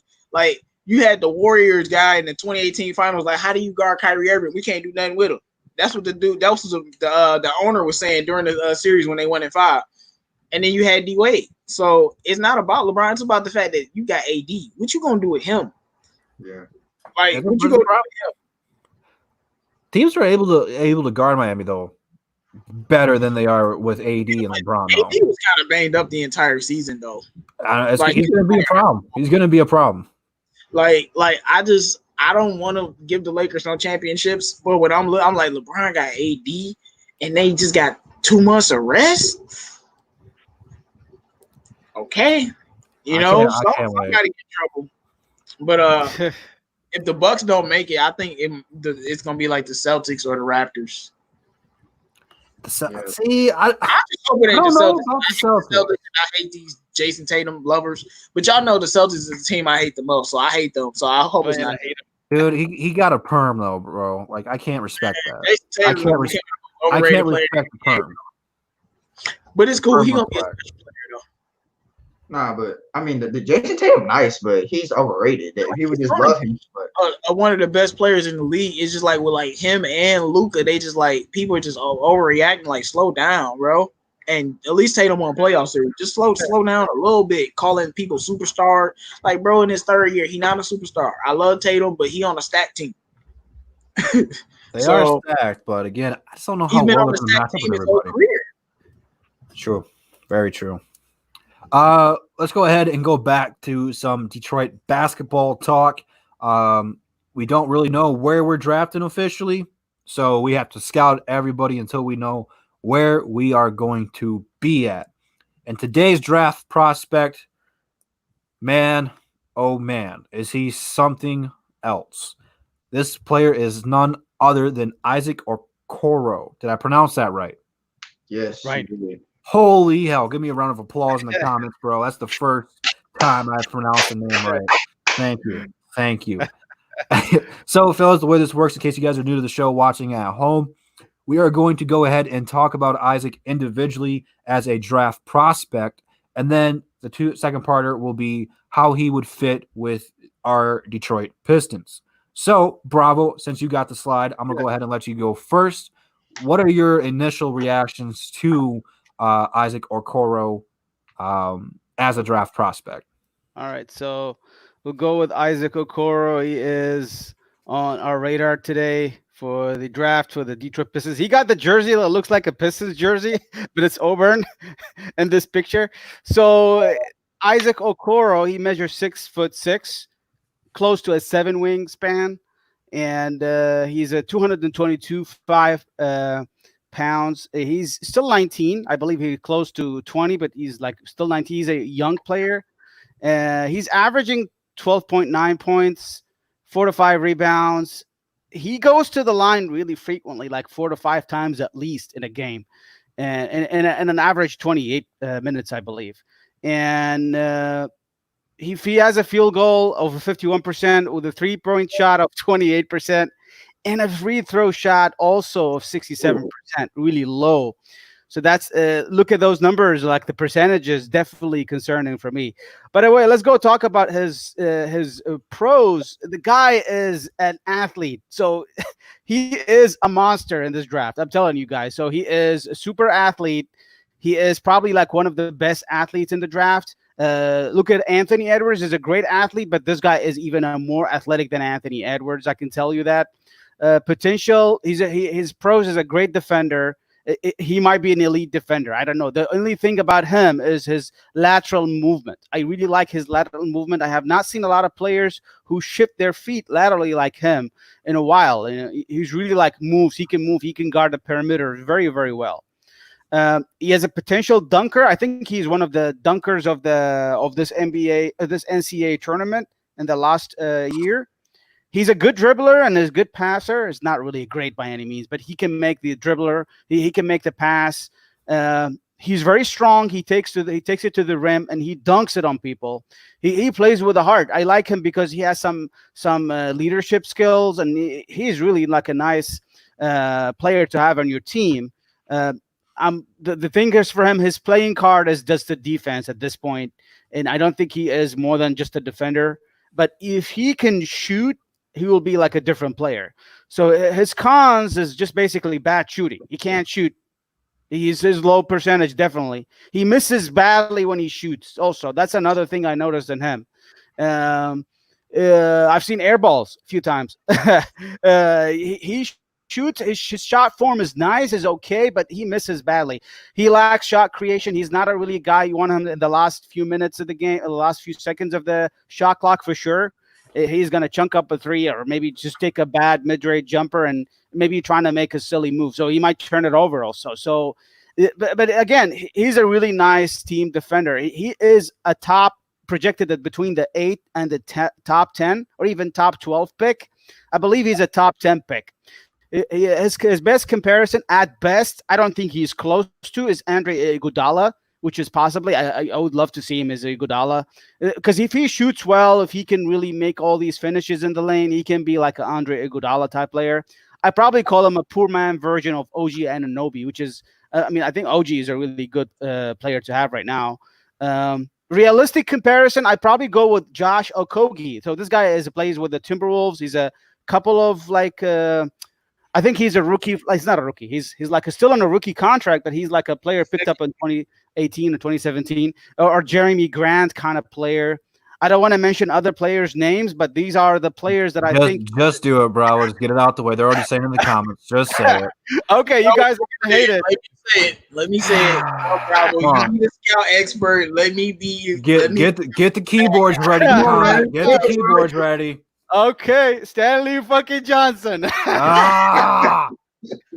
hey, don't disrespect him by comparing him to Stanley. He gonna be way better than Stanley ever was. Let me tell you something about my boy Isaac Okoro. All I gotta say is, do you want to make Kawhi Leonard? Because Kawhi was not an offensive player at all. He couldn't shoot to save his life in college. So, if you want to make Kawhi, you take him and you develop. But go ahead. Bravo. Yeah, I love you. Just gonna comment on one thing. I'm almost done. Isaac Okoro has one of the best dunks in this last year NCAA tournament. Man, the whole the season. I think we really like nice dunks. You guys see him finishing. If you watch his highlights, he got a nice dunk like from the middle of the lane or something. Like he just dunked on people. So I love his dunking. That's what I really would love to be excited when if we pick up a guy like him. I would only suggest pick him up if we have an additional pick. So if let's say if we draft another player like Kira Lewis and get this guy, I'd be okay with it. Otherwise, I don't think we could talk about the fit in a few minutes. I'll let you guys talk. Just some of his accolades. He's a 2019-2020 All SEC, SEC All Defense, and SEC All Freshman. 6'6", 225, so he's already got a good frame for an NBA body. Super, super, super athletic. He's a good player in transition, and that's where you're going to want him to get. He averages about like a block and a steal per game. Obviously, I want him to get a little bit more steals, getting those passing lanes, and get some of those easy turnovers for the other team that, where they take the play off, to throw a lazy pass, get in that lane, be aggressive. His biggest negative is shooting, and it's always going to be a negative on players in today's NBA, whether if they're getting drafted to the Pistons or if they're getting drafted to the Lakers or whoever. If they don't shoot, it's going to hurt their stock. but I see a lot of draft boards, again, you can take this with a grain of salt, have him going in the top 10. Personally, I don't know if that's a good fit. He's definitely a top 15 player. If he ever develops a jump shot, he will be a steal in this draft, but he can't shoot well at all. His shot looks weird. He struggles with it. He's really inconsistent. But like you said, he's a good finisher down low. He needs to get some more passes. He averages like 2 point something assists. Yeah, he averages 2 even, 4.5 rebounds a game. He does a little bit of everything, but his calling card is defense. He's an aggressive defender. He can bully people. I mean, you can see him right there. Like he's a stocky dude. He can hang toe to toe with anybody defensively. It's just going to be more about putting the work offensively in. I don't really know who I would compare him to, but this guy can fly. He can hang in the air. Very fun player to watch. CA3, man, what are your draft analysis of Isaac Okoro?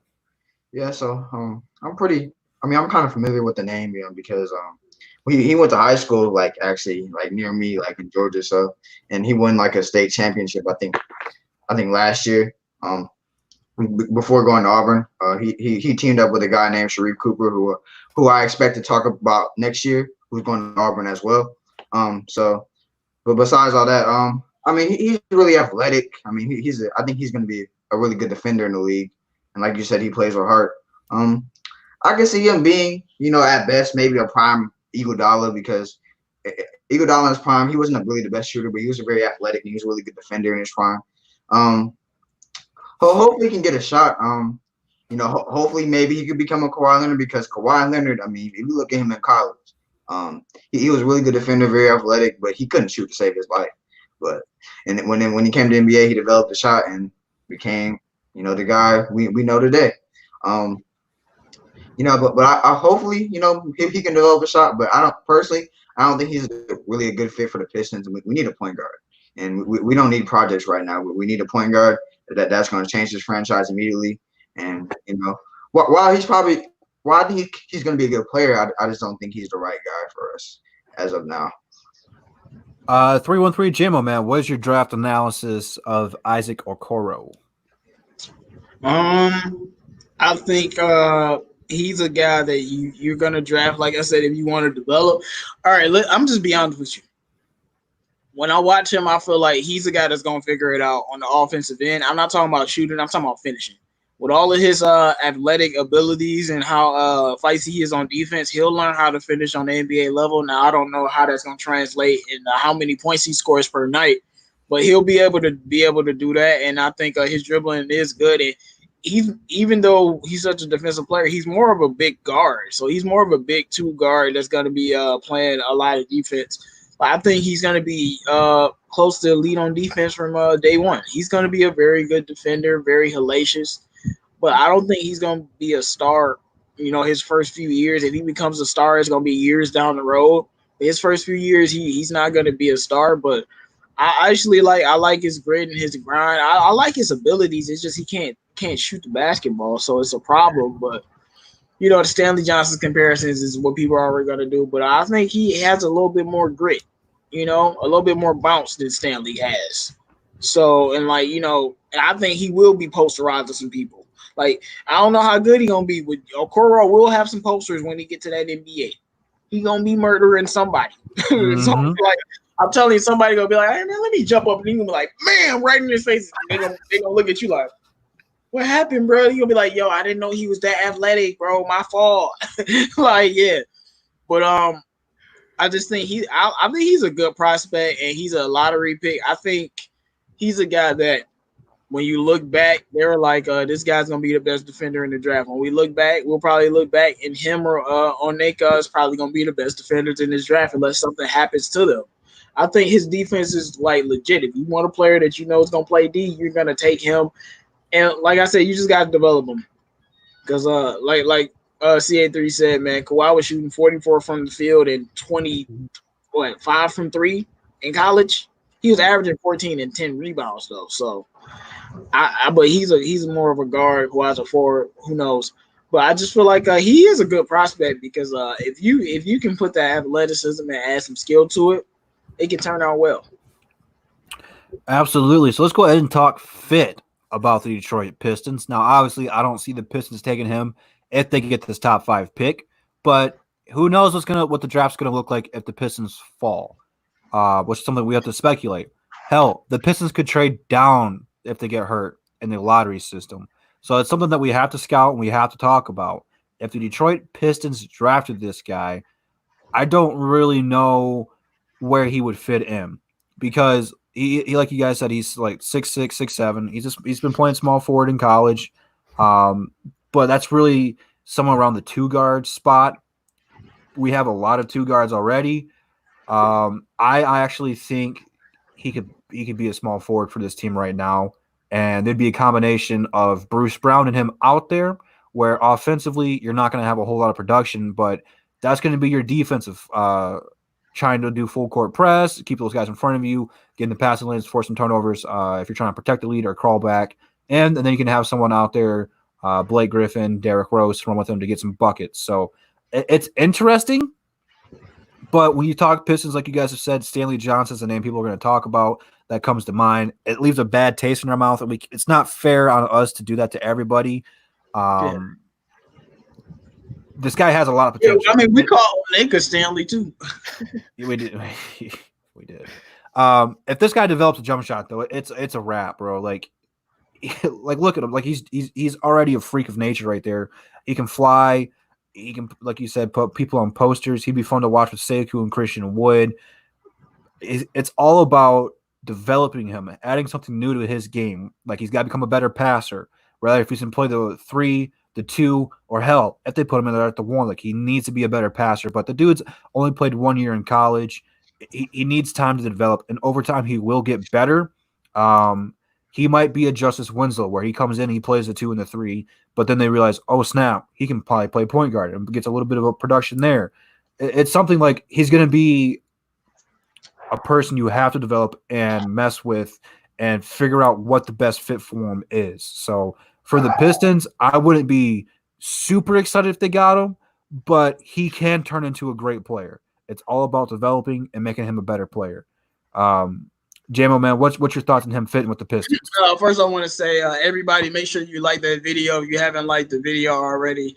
And let us know what you think of Isaac Okoro if the Pistons actually selected him. Like, what if he's on our team and you can't do nothing about it? Well, look, I'm going to tell you something, man. It's Free Smoke Saturday. If he on our team, Pistons, I'm putting y'all on a 3-year retainer. That means I'm not going to mess with y'all for 3 years. I did it to the Tigers. They traded JD Martinez. I didn't forgive them.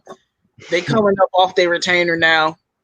So they just got Spencer Torkelson or whatever his name is. So it's good for them. But I'm just saying, I would be highly pissed off. Why would you get this guy? He can't shoot. And you have to develop him. We're in a position where we need to bring shooters to the team. And if you ain't a shooter, you need to score. And if you can't score and you can't shoot, you better be a point guard. And he, I don't know if he fits that bill. Like now, if we felt the need, like, look, we are going to develop this guy. I'm all on board because if you develop him, it's a wrap. Mm-hmm. So if my team is like, we selected him because like, if they select him, they can't believe he's going to be a star day 1. Like, you got to be realistic. Like, come on. So if they select him and say we really selected him because we believe in that we can, turn that athleticism into something, even though I'm going to be pissed off, I would understand it. But I just feel like it would be a terrible move. Like you better off drafting a center than going out and get somebody. If you draft anybody that can't shoot, it better be a center.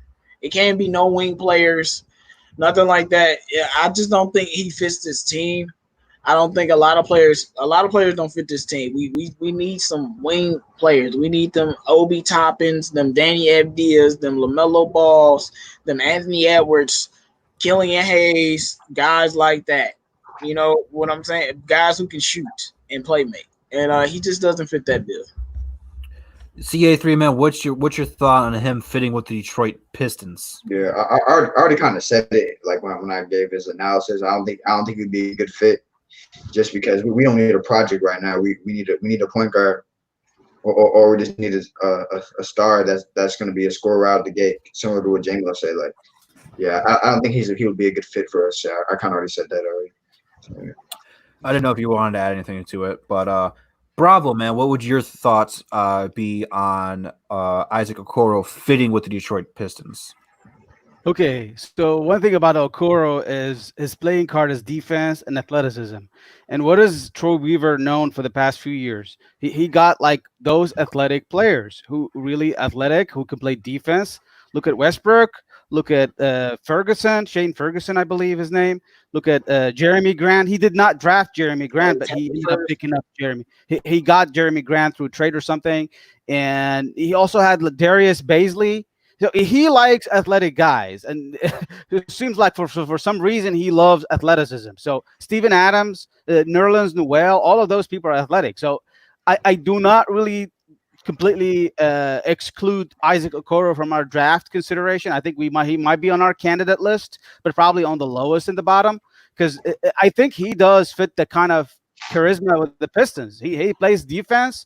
He plays with the heart, and he fits really nice into any defensive coach who wants us to play with him as a defensive player. But I don't know if we should pick him up. Really, I'm not really because the thing that worries me the most is his free throw shooting is 67%. That's a measure of how much you can shoot in the NBA. If you're really shooting that bad, like in the range of 60, I'm just tired of that probably is betting on not a good project shooter. guys. Like betting on project. Yeah. Like, why do we have to develop you so much? Sekou was different because you're not supposed to be 6'9" with that skill set. Yeah, he was raw, but you saw a skill set, the ability to score, the ability to shoot. You know, I don't want another. Oh yeah, I got to build you up into the perfect player, man. Like, how about I get somebody with a little bit more skill, and Yeah. I just don't know how he fits in this team. The Pistons like guards who don't really shoot very well sometimes. I don't know why. Sometimes we like those guards, those players. You don't know how he And fit. I just don't know. It doesn't pass. Okoro. Yeah, I mean, like we look at him. We picked up Bruce Brown. We picked up Stanley Johnson before. We picked Kyrie up like Thompson, whoever. too. Like, I mean, yeah, we do have some interest in those guards who don't really shoot. I don't really. Well, Luke wasn't done though. Yeah, but Luke is different. So I do like him. Is if he fits, like I mentioned, I would take Okoro if we have an additional pick. If we have like another pick, we can draft like Kira Lewis Jr. or maybe Theo Maledon, one of those like guards in the late I'm picks. taking Kira Lewis before I'm taking Okoro. Oh yeah, yeah. Like, I You bet bet, Kira yeah. Lewis he's not gonna get drafted high, and some team gonna luck up Yeah. on him, and I'm gonna be pissed. Can I ask you something, Jamo, though, real quick? Is that this Carson Edward this draft? Because, dude, I watched those Well, no, highlights. Dude, Carson and Edwards he's is nice, good. bro. Like this, Carson Lewis Edwards is nice. I like Lewis. I would not be mad if we got him. No, at all. like Carson Edwards is like 5'11". Lewis is 6'3", so that's a little bit different. I knew Carson Edwards was gonna have a hard time. I'm not. No. I'm not talking about. But no, he's this year's I'm Kevin talking Porter like Jr. steal of the draft. No, I'm saying he's this year's Kevin Porter Jr. They played for the same school. Well, not the same school, but because he played for Alabama. But he's this year's Kevin Porter Jr. because I think he's a problem. He's very tough to guard. He can get his shot off, and he can get his shot off from the perimeter. Like, I'm telling you, he's a problem. Definitely. Y'all know I love Killian Hayes, man, but if we selected Okoro, we probably selected 9, and at that point, I won't care. Oh man, I don't care really. At that point, I trade the pick probably. If we end up with 9, Why would you it'll be trade? disappointing. Get a lottery pick. Because there's no one on the board left at that 9 spot. This We good, just really. talked about players that'll still be on the board. Somebody, Yeah, be yeah. on the that's board. all good. You'll be upset. I'd consider trading down in order to get rid of like a bad I don't know. We would consider other options if we when that. the Pistons ever trade down in the draft? You trying to rebuild and you trading down in the draft? Like what? We did last year, but anyway. No, I'm Yeah, talking we- about the first pick. I'm not talking about the Okay. first pick. Yeah. I Sure. mean, if you really trade the 7th pick and we get like, let's say, a future first round pick protected, I mean, and then get like a guy like Kira Lewis, would you do it? Well, that's not gonna happen though. Come on. This is not the NFL where people just be giving up first round picks to move up. Like, and I don't think we trade no picks. I think we're taking whoever we want. I think if anything, we trade up rather than down. We can't really trade down. You gotta trade up if anything. Hey, Jim, what day is it, man? It's Free Smoke Saturday, man. You already know what it is. Now is the peeps time to shine. If you got a question for me, Bravo CA3 or 313 JMO, you can direct it to us, or you can open up to the whole panel, and we'll try to get to all of them and answer your questions. In the meantime, I got some plugin to do. You can go in the description and subscribe to all the DSA members. We got some new ones in there for you guys to go check out. But the next up and coming thing is the Detroit Sports Alliance website. Go check that out.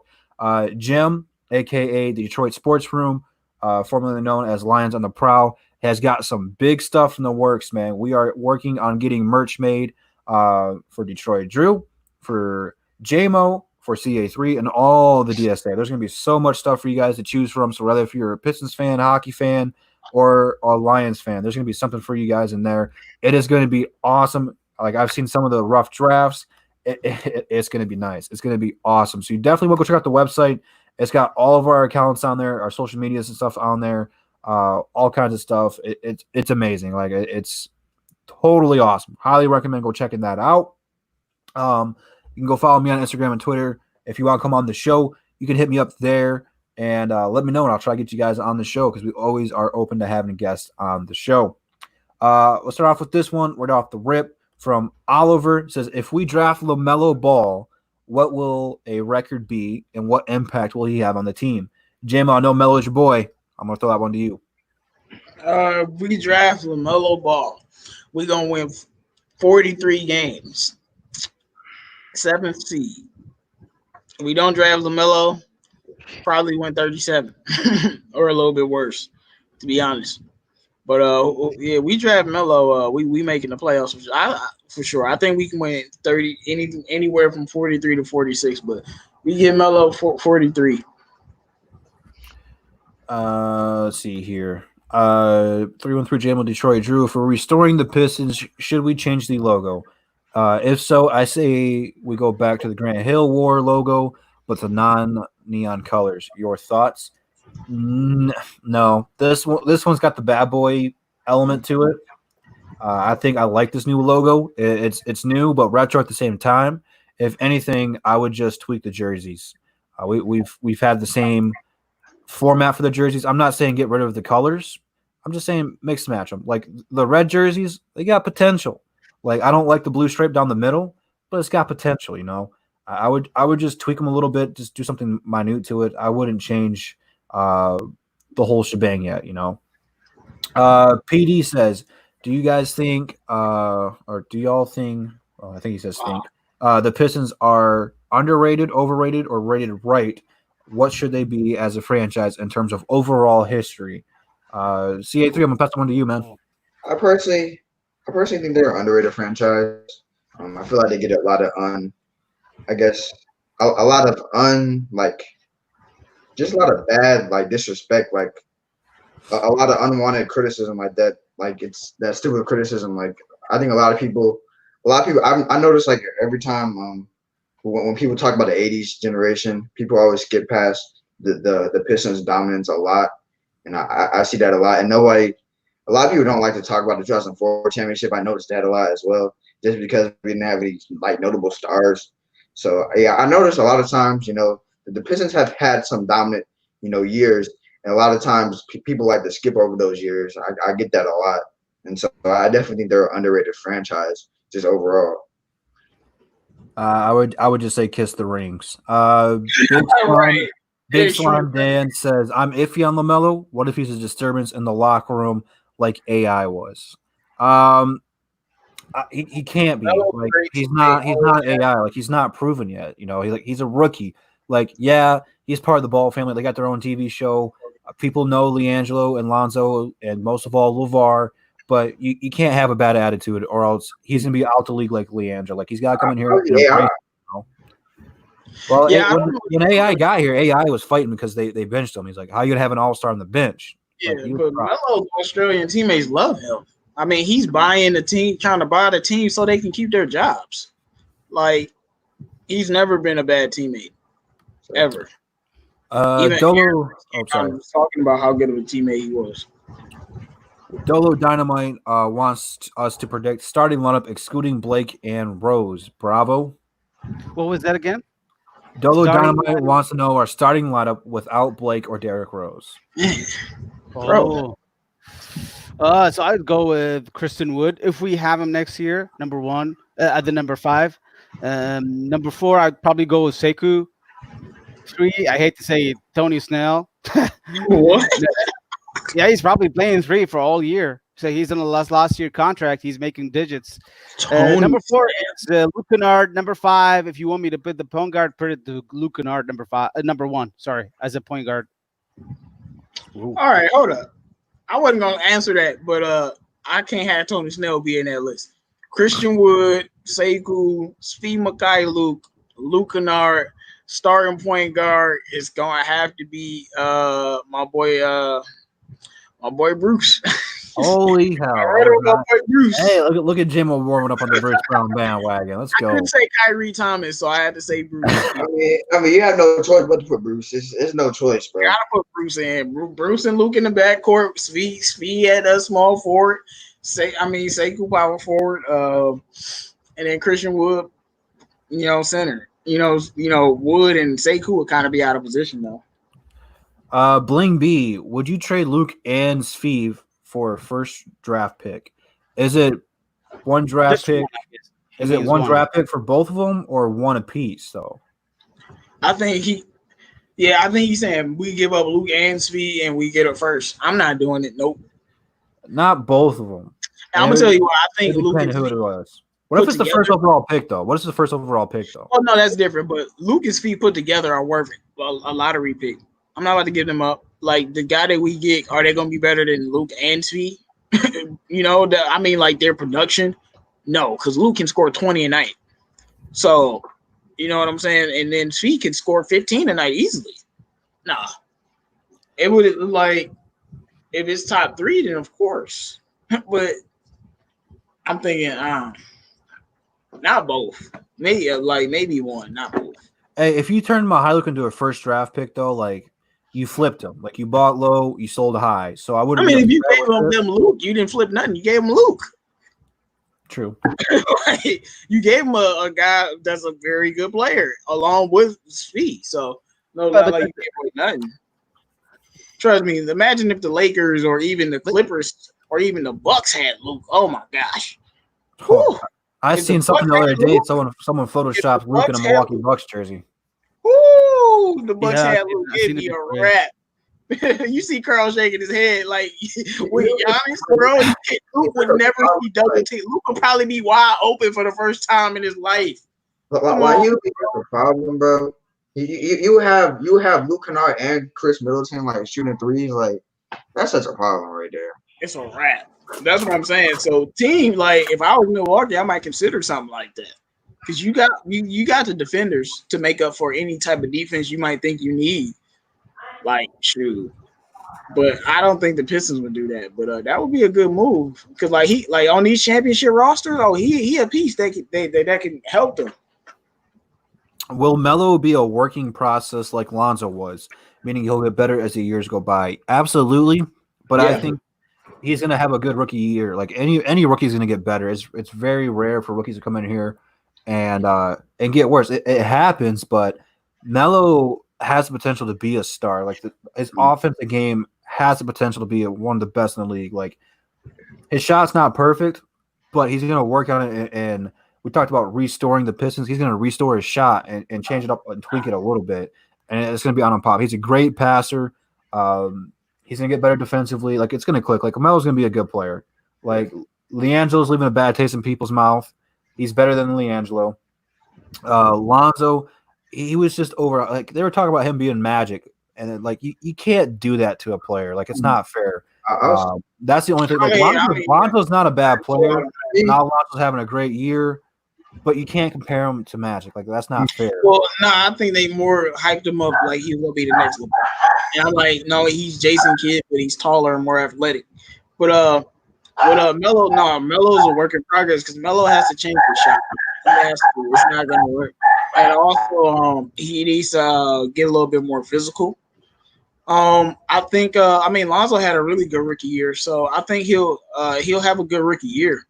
Lonzo had 10, 7, and 7. I think Melo could probably give you 14, 7, and 5.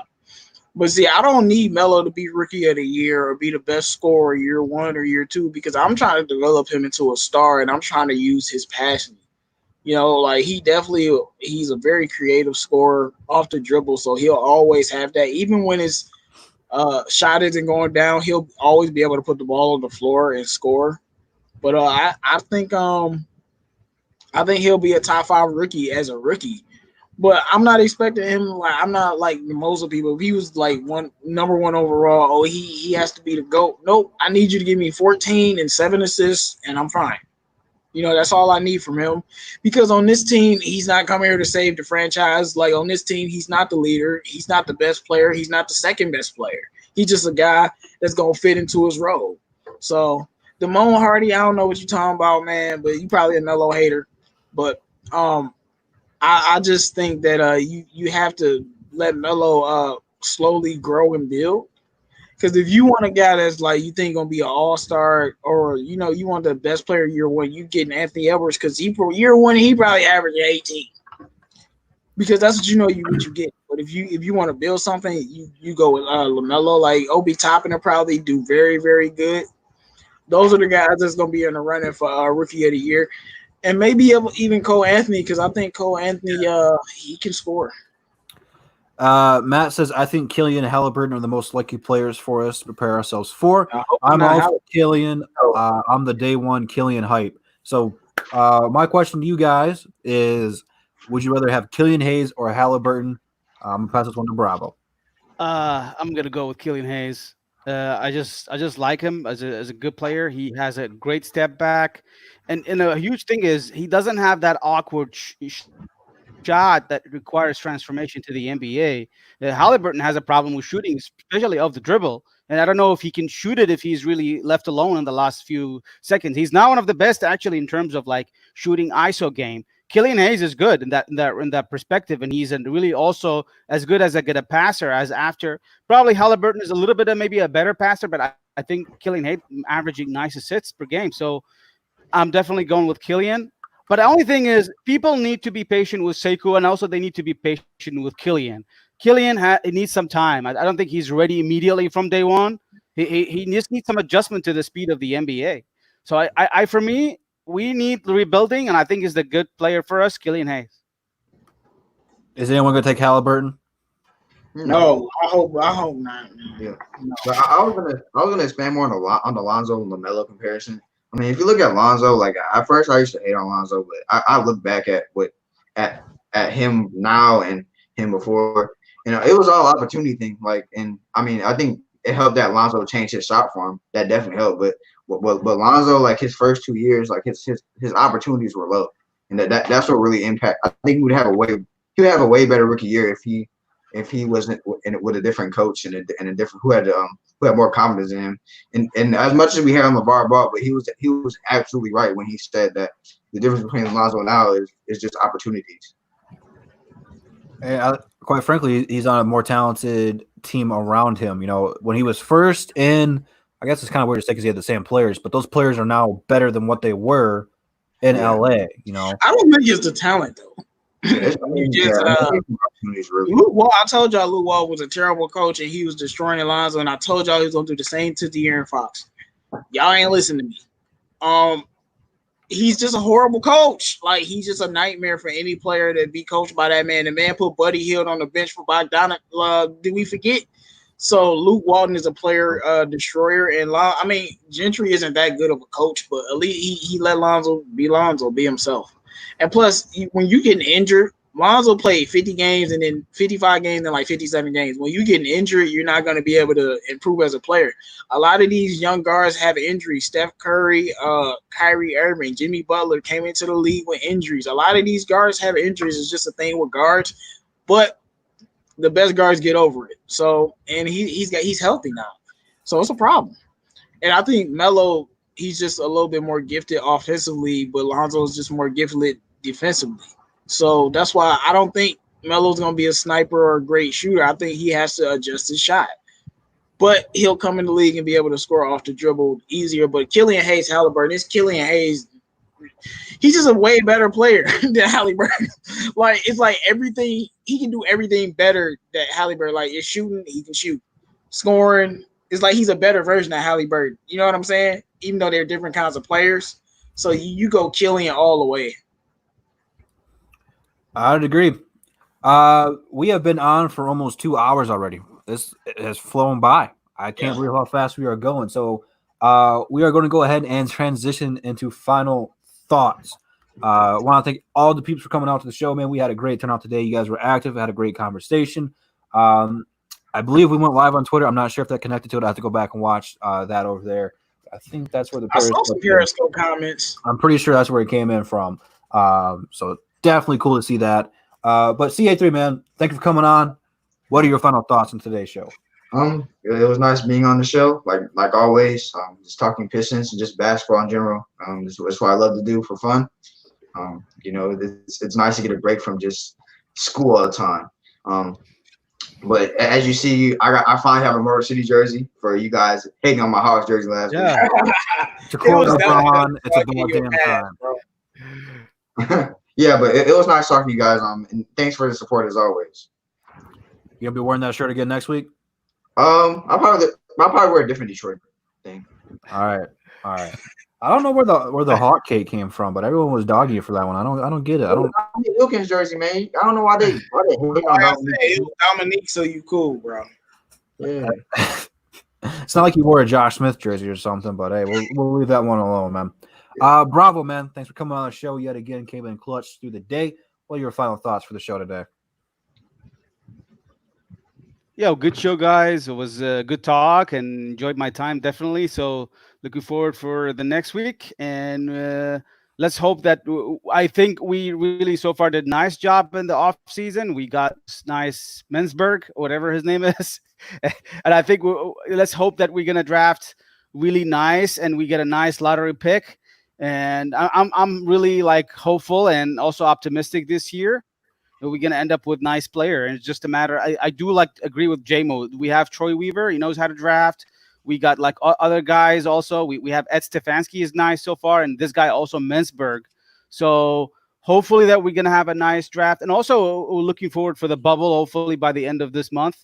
It'll be interesting. You guys expect a lot of Twitter training for the players, videos. So we're going to expect a lot of them in the next couple of weeks. Hopefully we'll talk about them soon.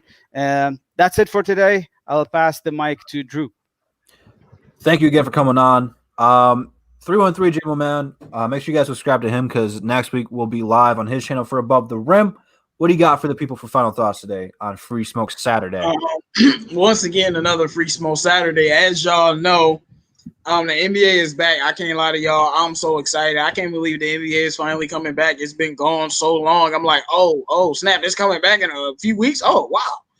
I'm very excited about it. The Pistons we'll do our own little bubble later. So that's going to be kind of interesting because it's going to happen afterwards.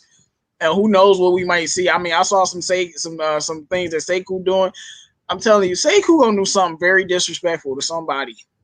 Like he started with Tristan, but that was like it's about to get bad. I just feel it like something's gonna happen to somebody.